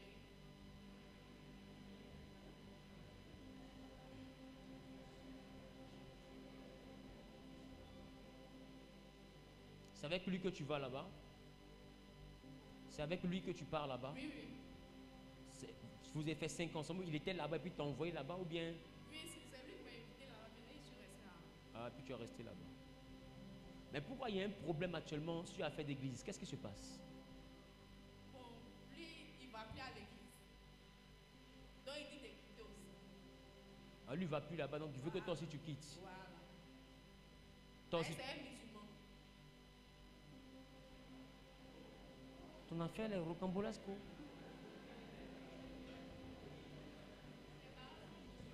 Ses parents sont musulmans. Maintenant, lui, il dit non, il va partir à l'église. Après, maintenant, il dit qu'il veut quitter. Ah, ses parents sont musulmans, il dit qu'il va partir à l'église, mais après il dit qu'il va quitter l'église encore pour repartir dans le musulman. Donc toi aussi il faut De quitter. quitter, sinon, il ne va pas me marier.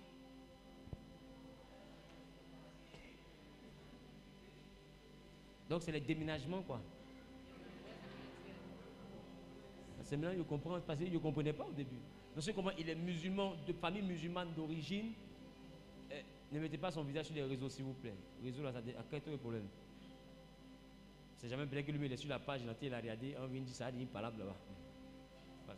Donc, tu sais comment il est musulman d'origine, il partait à l'église baptiste à un moment donné, et puis il est redevenu musulman, donc il veut que toi aussi tu quittes là-bas aussi pour redevenir musulmane, pour qu'il puisse te marier. C'est la condition qu'il a donnée. Oui, papa. Et toi, tu es convaincu de partir là-bas?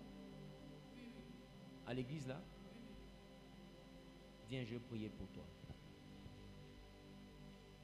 Vous avez des enfants ensemble? Vous avez des enfants? Oui. Combien d'enfants? Un seul, fille. une fille. C'est bien. Clara, c'est qui? C'est ma fille. C'est ta fille.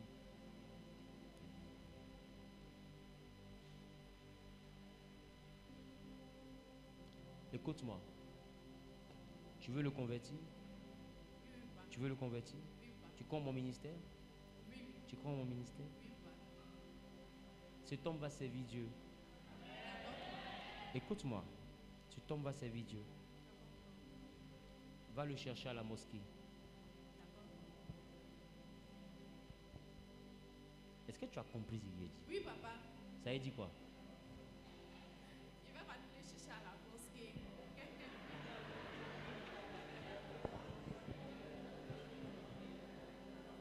Eux là, ils sont enferrés. Eux, ils ont compris. Hein.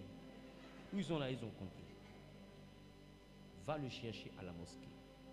Tu me comprends? Oui, papa. Mon propre grand frère, je ne te dis pas à gauche, je ne te dis pas à droite, mon grand frère, tu comprends? Je ne dis pas son nom parce que je suis sur les réseaux. Sa femme, aujourd'hui, servante de Dieu. Tu comprends? Elle sert Dieu. Où je te parle aux États-Unis, elle sert Dieu, ma propre belle-sœur. C'est elle qui m'a envoyé dans un camp de prière qu'on appelle, bon, j'étais le nom, j'ai une servante de Dieu. Dans le temps, elle était à Kumasi. Ils font les 21 jours, après ils ont déménagé, ils sont maintenant vers Port-Boué, Bâche Bleue. Bâche Bleue font les 21 jours de prière et de jeûne et tout. Elle est vraiment un peu populaire quand même. Bon, je ne sais pas si la popularité est toujours, je ne sais plus ce qu'elle est devenue, mais dans le temps, elle était à Kumasi, Inch'Allah, dans le temps. Et après, ils sont partis maintenant vers Port-Boué. Ils faisaient les 21 jours de jeûne et tout ça. Et quand elle a rencontré sa femme, qui était sa fiancée à l'époque, elle était musulmane. Et la condition pour qu'elle se marie à lui, c'était qu'il devienne musulman. Mon frère s'est marié à la mosquée, par amour pour sa femme. Il a laissé la vie chrétienne. Il est allé à la mosquée. Il a épousé sa femme. Là-bas, pendant qu'il va à la mosquée, il a assis sur truc. Et puis il prie Jésus. Il rentre à la maison, il prie Jésus. Même pas un an, sa femme lui dit, Dieu m'est apparu. Je veux me convertir. Elle se convertit. Ils sont déjà mariés. Les deux redeviennent chrétiens. Elle va à l'école pastorale et elle devient pasteur. Ma belle-sœur, elle s'appelle Emilienne. Qui connaît Cisco de Radio Ngoa? Cisco de Radio Ngoa dans le temps, c'est sa sœur. C'est ma belle-sœur. Elle est pasteur aujourd'hui. Mon frère est devenu musulman pour aller chercher sa femme. Celui qui n'a pas peur, n'a pas le courage. Quand tu es sûr de ce que Dieu t'a dit, il n'y a rien. Même dans Foumillière, tu vas rentrer. Et puis il n'y a rien.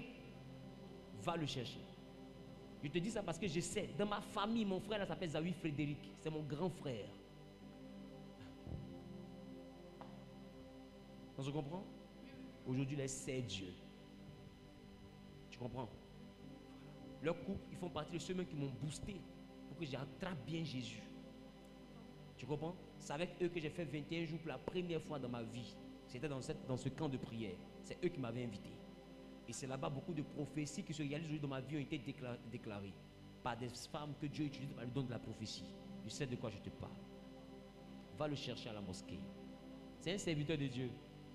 Tu vas te convertir juste pour un temps. Et puis Dieu va lui apparaître. Il va avoir la conviction, il va revenir encore. Et quand il va revenir, il ne plus jamais repartir. Il ne va pas te marier là-bas.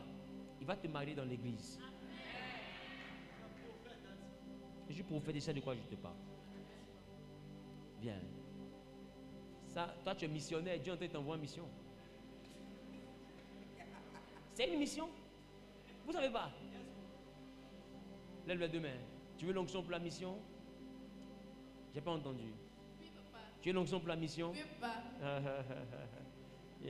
Tu t'appelles comment? Adéline. Adéline. Adé. Très bien. Regarde ici. Regarde la paume là. Tu es derrière elle. Regarde ma paume, Adé. Regarde ma paume. Tu es là? Tu es sûr que tu es là? Reçois l'onction et monte. Et que la grâce soit avec toi. Tu ne rétrograderas pas. Jésus a libéré une onction dans la vie de Pierre. Une onction qui conserve la foi même quand Pierre est nu. C'est quel type d'onction ça? C'est quel type de prière?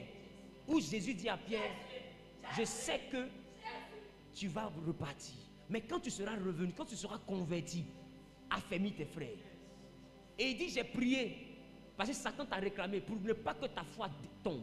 Comment quelqu'un fait pour garder la foi quand lui-même dit qu'il ne connaît pas Jésus? Il y a une onction qui va conserver la foi dans la vie de Pierre pendant que lui-même ne croyait plus en Jésus. Lui-même a régné de sa bouche. Mais la prière déjà avait positionné la foi dans son cœur. Il ne pouvait pas rétrograder, il ne pouvait que régner. Jésus, tu vas partir, mais quand tu vas revenir, affermis les autres. Et ça s'est passé, c'est pas passé. C'est que Jésus a dit, c'est ce qui s'est passé. Il a régné, il est parti, il est revenu, il est devenu le grand apôtre. Parce que Jésus avait prié pour lui. Si Jésus n'avait pas prié pour lui, il serait parti, il ne serait plus jamais revenu. Et de la même manière que Jésus a fait pour Pierre, je le fais aussi pour toi. Tu vas partir, tu vas revenir avec ton mari. Et vous allez vous marier dans la maison de Dieu. Et Dieu va vous ajouter 3 autres enfants. Dieu est avec toi. Dieu est avec toi. Adé, ça va? Ça va? Je tente de parler avec toi. Il y a une maman à côté ici qui a dit, hé Dieu, qu'est-ce qu'il en est de moi? Ton enfant s'est perdu. Une maman, elle est ici. Son enfant est perdu. Son enfant est perdu. Son enfant est perdu. Viens. Tu veux le retrouver quand? Maman, viens vite. Tu veux le retrouver quand? Je vais le retrouver dans quelques jours.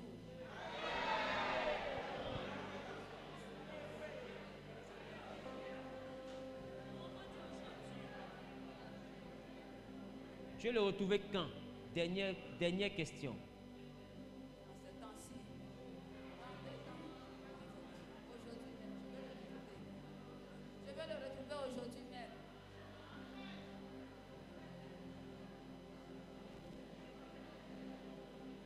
Aujourd'hui que tu as dit là, c'est à cause des gens, mais c'est toi-même ta conviction. C'est moi-même. Je suis pensée. Parce que ce qu'elle a posé comme, donné comme réponse, c'est rattaché à sa foi. Ne la blâmez pas. Tout le monde n'a pas le même niveau de foi. Voilà. Il y en a à qui on dit tu seras milliardaire. Et puis il dit je crois, mais c'est dans quelques années. C'est ce que son cœur accepte qu'elle est là. Il ne peut pas accepter que demain Dieu peut faire. Oh, demain Dieu peut faire. Qui me comprend? On ne la blâmez pas. Maman, tu veux le retrouver quand? Je veux le retrouver aujourd'hui même. Tu as eu la foi maintenant? Elle dit oui. Viens le prendre. L'enfant est perdu, ça fait 4 jours. Oui. 4 jours. Oui, papa. Chez ton frère, Oui. à Grand Bérébi. Oui. L'enfant s'appelle Donald. Oui.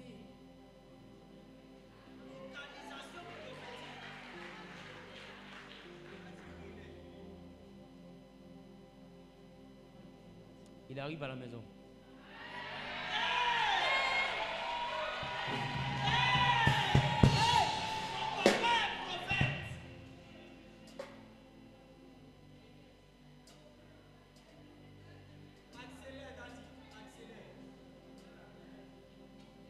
Merci beaucoup, papa. Faut pas vite parler.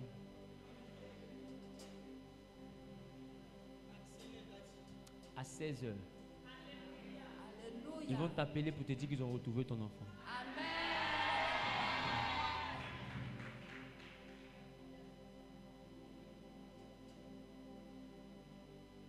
Dieu me donne une parole de connaissance. Il me dit, tu as peur de perdre cet enfant-là comme tu as perdu les 4 autres. Effectivement, papa. Parce que C'est je la vois vérité. 1, 2, 3, 4, 5, 6, 7 enfants. Et ils ont fait moins 4 dedans. C'est Et il te correct. reste 3. Il reste 3.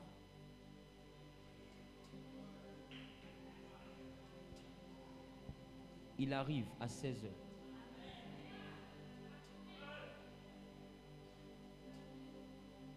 Tu as compris? J'ai compris, papa. Dieu est avec toi. Va, c'est fait. Quelqu'un dit il arrive. C'est comme ça, il y a des personnes ici qui ont perdu des choses.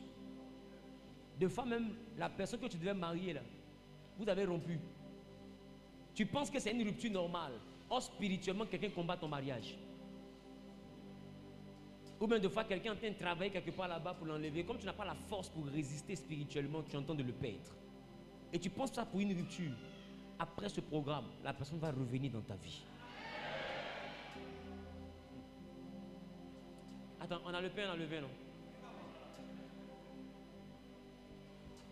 Et puis vous ne me dites pas. Dis avec moi, Seigneur Jésus. Je te présente ce pain et ce vin. Bénis-le. Sanctifie-le. Purifie-le. Et permets, Dieu de gloire, qu'il ne soit plus un pain ni un vin ordinaire, mais qu'il soit ton sang et ton corps. Que par ce repas, que la chair disparaisse et que la vie Zoé, que la vie de Dieu en moi, puisse croître. Donne-moi d'être rempli de tes sentiments, d'être à ton image et à ta ressemblance. Dans le nom de Jésus-Christ, j'ai prié. Amen. Prends le pain, à la suite tu prends le vin.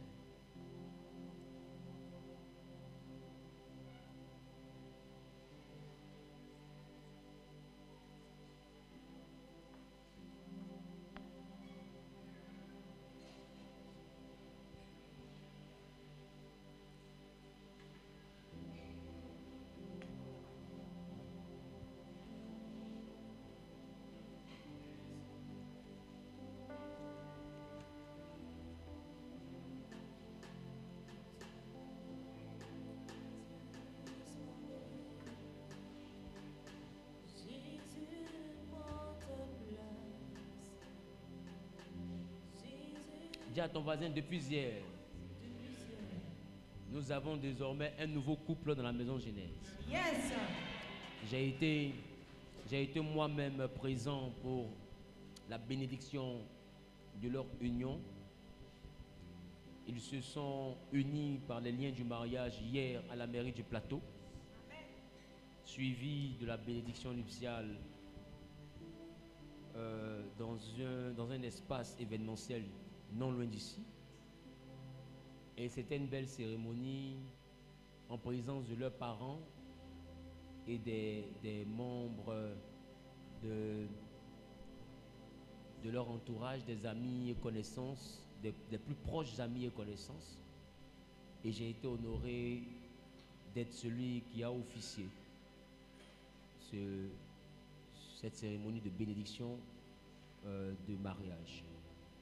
Je prie que Dieu donne à plusieurs ici de connaître aussi la grâce du mariage. Et il y a 5 couples à qui Dieu m'a mis à cœur de donner la somme de 1 million chacun pour pouvoir organiser leur mariage avant la fin de l'année. Et nous avons déjà 4 couples. Ce n'est pas dit qu'ils n'ont pas l'argent, c'est dit qu'ils sont mes enfants et je veux leur faire du bien. Voilà, ça ne veut pas dire qu'ils sont des mendiants, ça ne veut pas dire qu'ils sont des pauvres, non. Ça veut dire qu'ils sont mes enfants, puis je veux leur faire du bien. C'est des membres de l'Assemblée et l'Assemblée veut leur faire du bien. Même si ça sort de ma poche, mais c'est l'Assemblée qui donne. Amen. Voilà. Donc ce sont les responsables, en l'occurrence, M. Guillaume Yebois, qui va se charger de l'organisation, de la répartition de cette somme pour la bonne organisation plutôt de la cérémonie de mariage, pour que les gens puissent se marier. C'est important. Amen. C'est important. Dis à ton mari, c'est important. C'est important de se marier, c'est important d'épouser la bonne personne. Amen. Donc, le dimanche dernier, des couples étaient déjà présents devant nous ici. Ils vont nous donner la date aujourd'hui. Et puis, on va organiser tranquillement les mariages. Alléluia. Et Dieu sera glorifié. Je prie que toi aussi, Dieu te fasse grâce. Et toi qui es marié, qui passes par des moments difficiles dans ta maison, que Dieu te fasse grâce. Alléluia. Voilà. Demain, nous avons la prière de domination de la semaine. Il a été dit que tous les lundis, pour dominer la semaine, avant le premier lever de soleil, nous allons travailler ensemble pour prier. Et tous les débuts de mois, le premier de chaque mois à 5 h du matin, nous allons prier. Amen. Et demain, c'est lundi.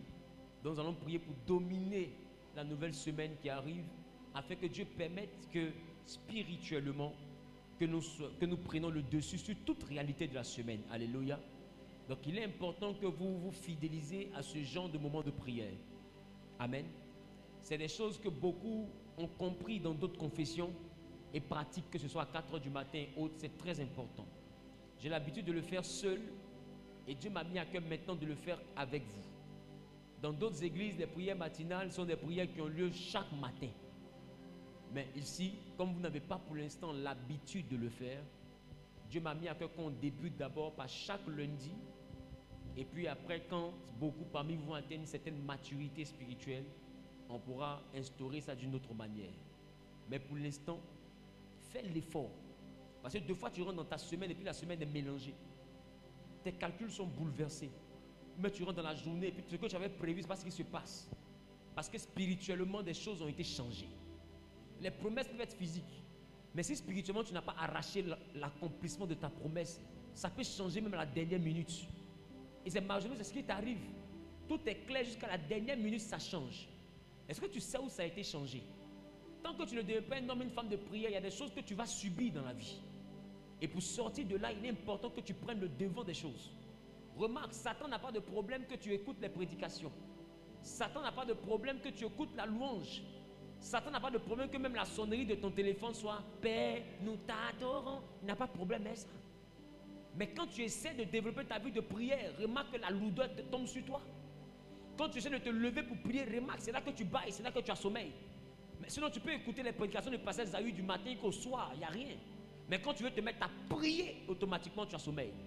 Parce que la prière, c'est la chose qui te solidifie. La prière, c'est la chose qui te donne de la consistance. Et j'ai envie de dire, la prédication te fait grandir, mais la prière te solidifie. Quand tu écoutes les messages, tu grandis. Mais quelqu'un qui grandit et qui n'a pas les os solides se brise. Est-ce que je parle à quelqu'un? Se courbe, se penche, se tord, se casse. Il est important que tu doses du côté de la prière. Et un homme qui veut dominer, il ne laisse pas le soleil se lever sur lui sans prier. Regardez Jacob. Avant que le soleil se lève, il a saisi l'ange. Et il a dit à l'ange, je ne te laisse pas. L'ange dit, laisse-moi le jour se lève. Je ne te laisse pas. Peu importe le domaine dans lequel tu évolues, fais l'effort d'être présent. Après ça, on finit à 6 h 30, tu prends la route, tu vas au travail. Et Dieu va te faire du bien. On ne déborde pas. C'est de 5h00 à 6h30. Mets ça désormais dans ton calendrier. Tout le lundi matin à 5h. Tu as prié, pas culte. Prière de possession de la semaine. On va prier pour les projets, on va prier pour les rendez-vous, on va prier pour tes déplacements, on va prier pour ce que tu vas manger, on va prier pour ce que tu vas boire, pour les gens que tu vas rencontrer, pour les gens que tu fréquentes. On va recommander tout ça à Dieu. Il faut que Dieu lui-même fasse le tri autour de toi. Qui me comprend un peu? Parce qu'il y a des gens que tu vas rencontrer peut-être mardi qui vont bouleverser négativement toute ton existence. Mais tu les rencontreras parce que tu n'as pas prié. Ou bien ça va pouvoir te vaincre parce que tu n'as pas prié. Si tu avais prié, le malheur allait t'atteindre. Mais le malheur n'allait pas te détruire. Est-ce que je parle à quelqu'un? Il faut beaucoup prier, c'est important. Et demain, fais un effort pour être là. Par les compassions de qui? Je sais que tu aimes sommeil, mais fais un effort pour être là. Il n'y a pas de direct les lundis matins. C'est comme les premiers de chaque mois, il n'y a pas de direct. Alléluia. Que Dieu vraiment vous bénisse. Qui a fait le jeûne avec nous? Tout à l'heure, je donne les recommandations. Tu es venu avec ta dîme, viens devant rapidement, viens devant rapidement. Et pendant ce temps, dès qu'on finit en même temps, on va prendre le temps de vous préparer, de vous présenter monsieur et madame Digba. Ils vont nous envoyer des digbatons et des digbatons sur la terre. Tu es venu avec ta dîme, viens, monte sur le pupitre comme ça, simplement. Si tu n'es pas venu avec ta dîme, mets-toi devant le pupitre, tu sais comment nous fonctionnons, s'il te plaît.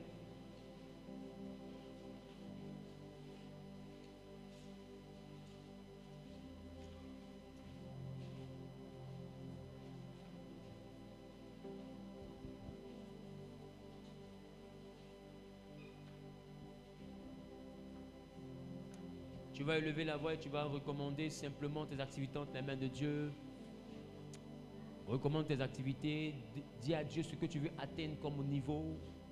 Recommande ton ministère, recommande tes finances, recommande tout ce qui t'appartient entre les mains de Dieu. Parle à Dieu simplement. Que tous les autres noms disparaissent jusqu'à ce qu'il n'y ait que toi.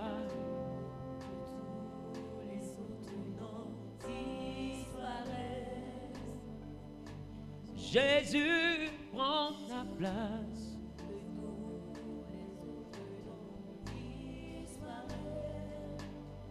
Jusqu'à ce qu'il n'y ait que toi, que tous les autres noms disparaissent.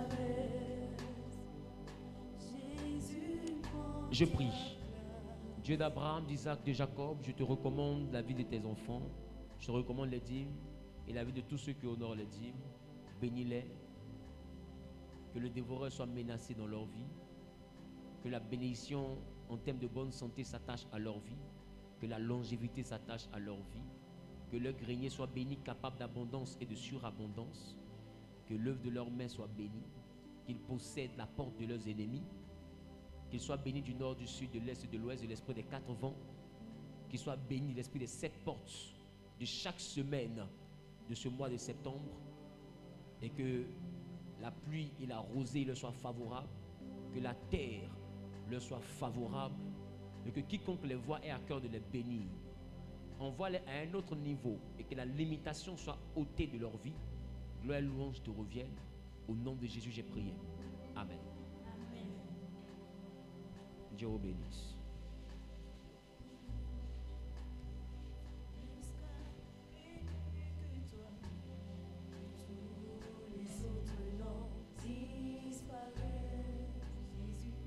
Jésus, prends ta place.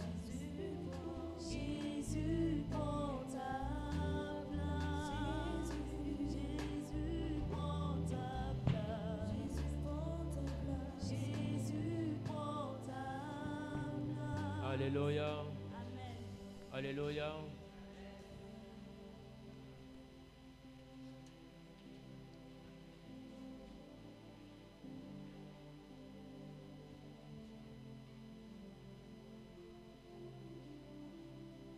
Je veux que nous puissions prier. Amen. Pour tous ceux qui savent comment nous fonctionnons ici à Genèse, à l'entrée de chaque mois, est-ce qu'on est là? On peut lever la main si on est là. À l'entrée de chaque mois, nous avons un jeûne. Au sortir de ce jeûne, nous avons notre offrande de possession du mois. Amen. Cette offrande se fait de plusieurs manières. Elle peut se faire à l'église, elle peut se faire auprès des veuves ou auprès des démunis. Quelqu'un me comprend? Il dit je comprends. Mais arrange-toi pour faire ton offrande, pour posséder ton mois. C'est très important. Alléluia. Je veux des enveloppes, s'il vous plaît. Même si c'est aux veuves que tu vas donner, que même si c'est aux démunis que tu vas donner, il faut le faire avec ces enveloppes. Amen. Ou bien que ce soit ici.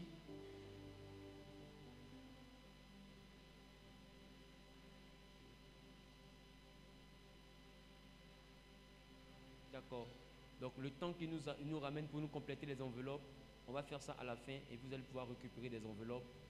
Et ceux qui veulent le faire à l'église, demain à 5 heures, c'est ce qu'on va faire. D'accord? Pour clôturer notre moment de jeûne. Et tous ceux qui sont à l'étranger, mes enfants en France, en Europe, aux États-Unis, partout, même dans les pays africains, qui avaient fait le jeûne avec nous, j'ai dit que l'offrande de ce mois devait porter sur la base du chiffre 5. Donc ça peut être, je ne sais pas, 50 francs, 500 francs, 5000 francs, 50 000. Chacun donne selon ses capacités à lui.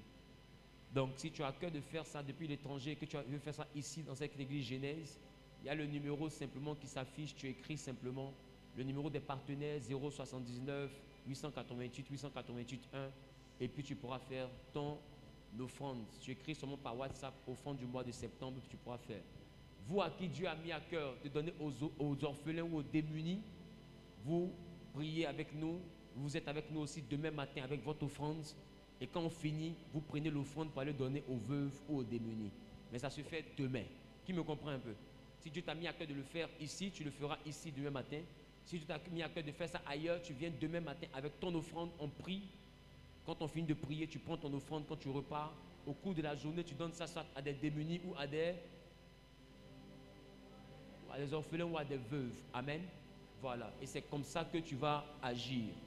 Et ceux qui sont à l'international vont écrire à ce numéro simplement pour faire leur offrande. Je veux qu'on puisse bénir Dieu pour la vie de monsieur et madame Diba. Ils vont venir rapidement. Tu sais, si tu acclames Dieu pour leur vie, Dieu va permettre aussi qu'on acclame pour ta vie.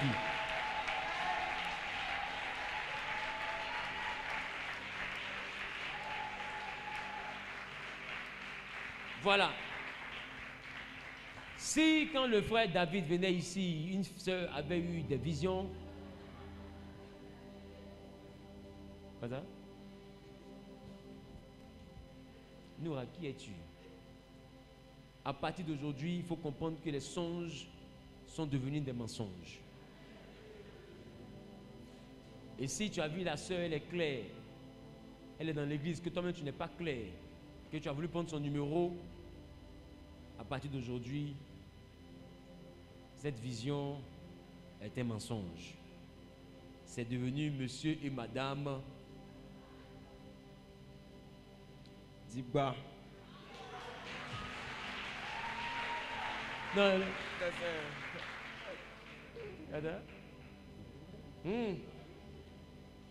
Aïe. Aïe. Dieu a trop fait.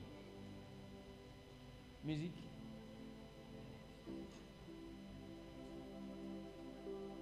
Aïe. Musique. Yeah quoi. Tais-toi. Tais-toi. Ils seront étonnés de te voir. Yeah. Au fait, ils disent, ils veulent esquisser des pas de danse. Voilà. Elle est venue pour le ballet. Ils veulent esquisser des pas de danse pour célébrer Dieu. Donc si Dieu t'a mis à cœur de danser avec eux, il faut venir les soutenir. Promotion s'efface, pneumaticos. Il y a des gens qui dansent sur Internet et jupe là. Ceux qui dansent sur Internet et jupe là. C'est ici, on vous attend.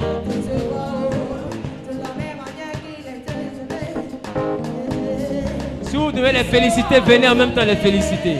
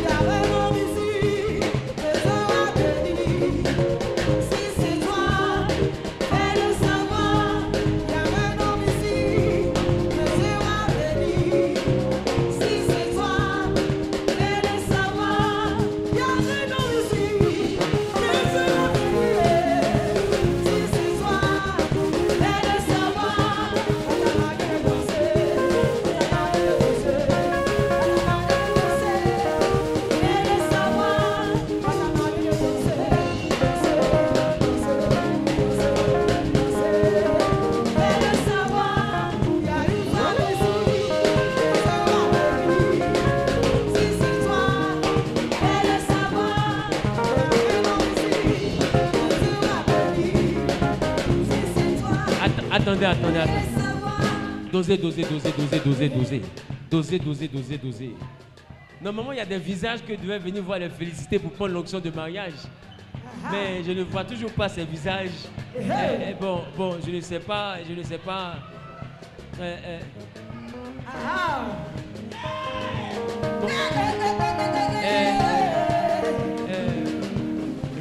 Les responsables, venez les féliciter. Vous avez fini. Au fait, il y a des visages que je tiens à voir. C'est des visages que j'affectionne beaucoup, quoi. Ouais, c'est bon, il t'a vu, mon fils. Guillaume, il t'a vu aussi, il t'a vu. Les Aoussou, il ne vous a pas encore vu. Christian, ouais, il t'a vu. Kebaro, je t'ai pas vu. Tu es venu? Tu étais là? Tu as fait un tour? Tu as pris l'onction aussi?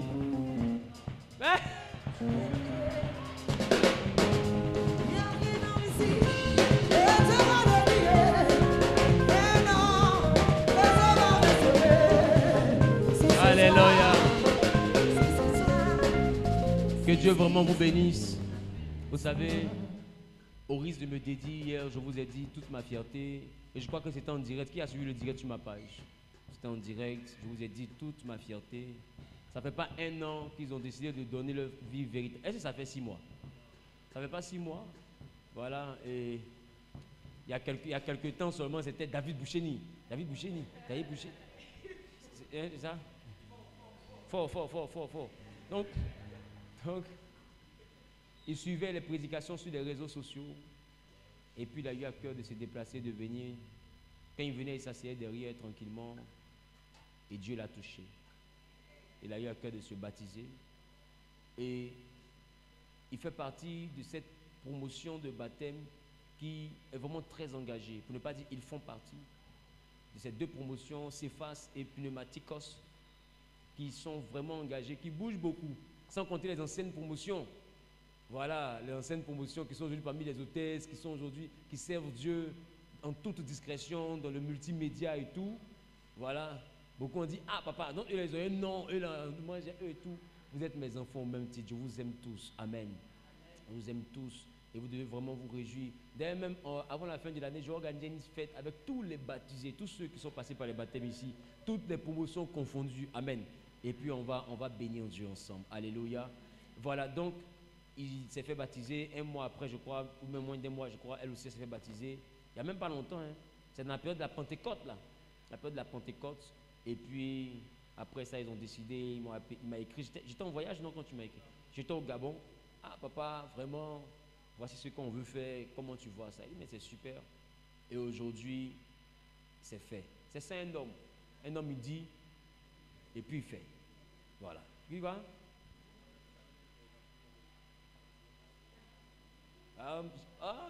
Bon, vous avez dit que tu vas te marier, puis la semaine qui a suivi, tu as pris la décision. Toi qui n'es pas encore marié, j'ai dit aussi que tu vas te marier.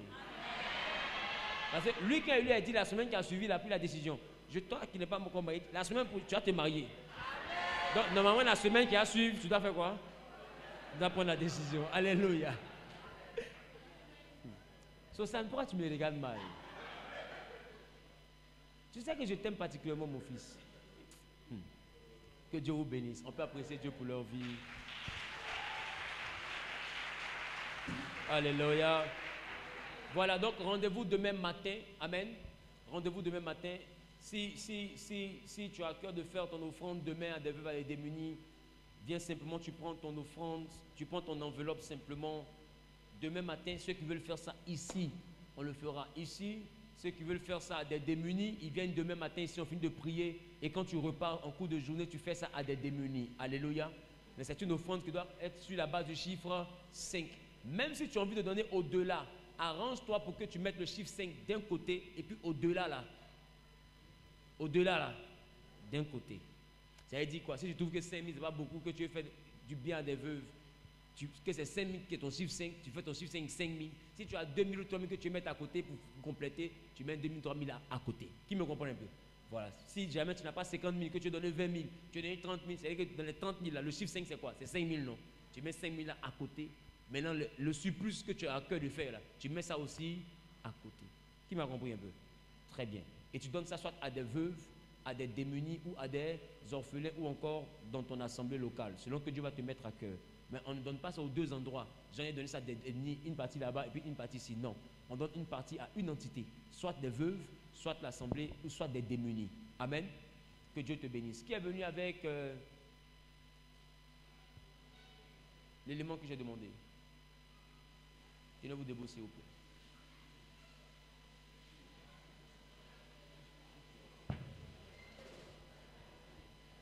Allô, allô. Allô, allô. Les gars, depuis quand Sucrerie parle? Ou même tu es en mode coco?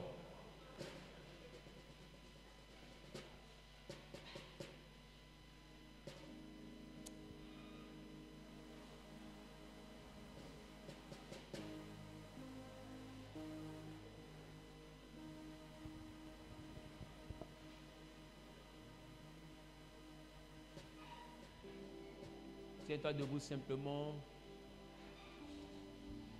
Tu vas t'apprêter en même temps à prendre, tes affaires. Quand je vais finir de prier,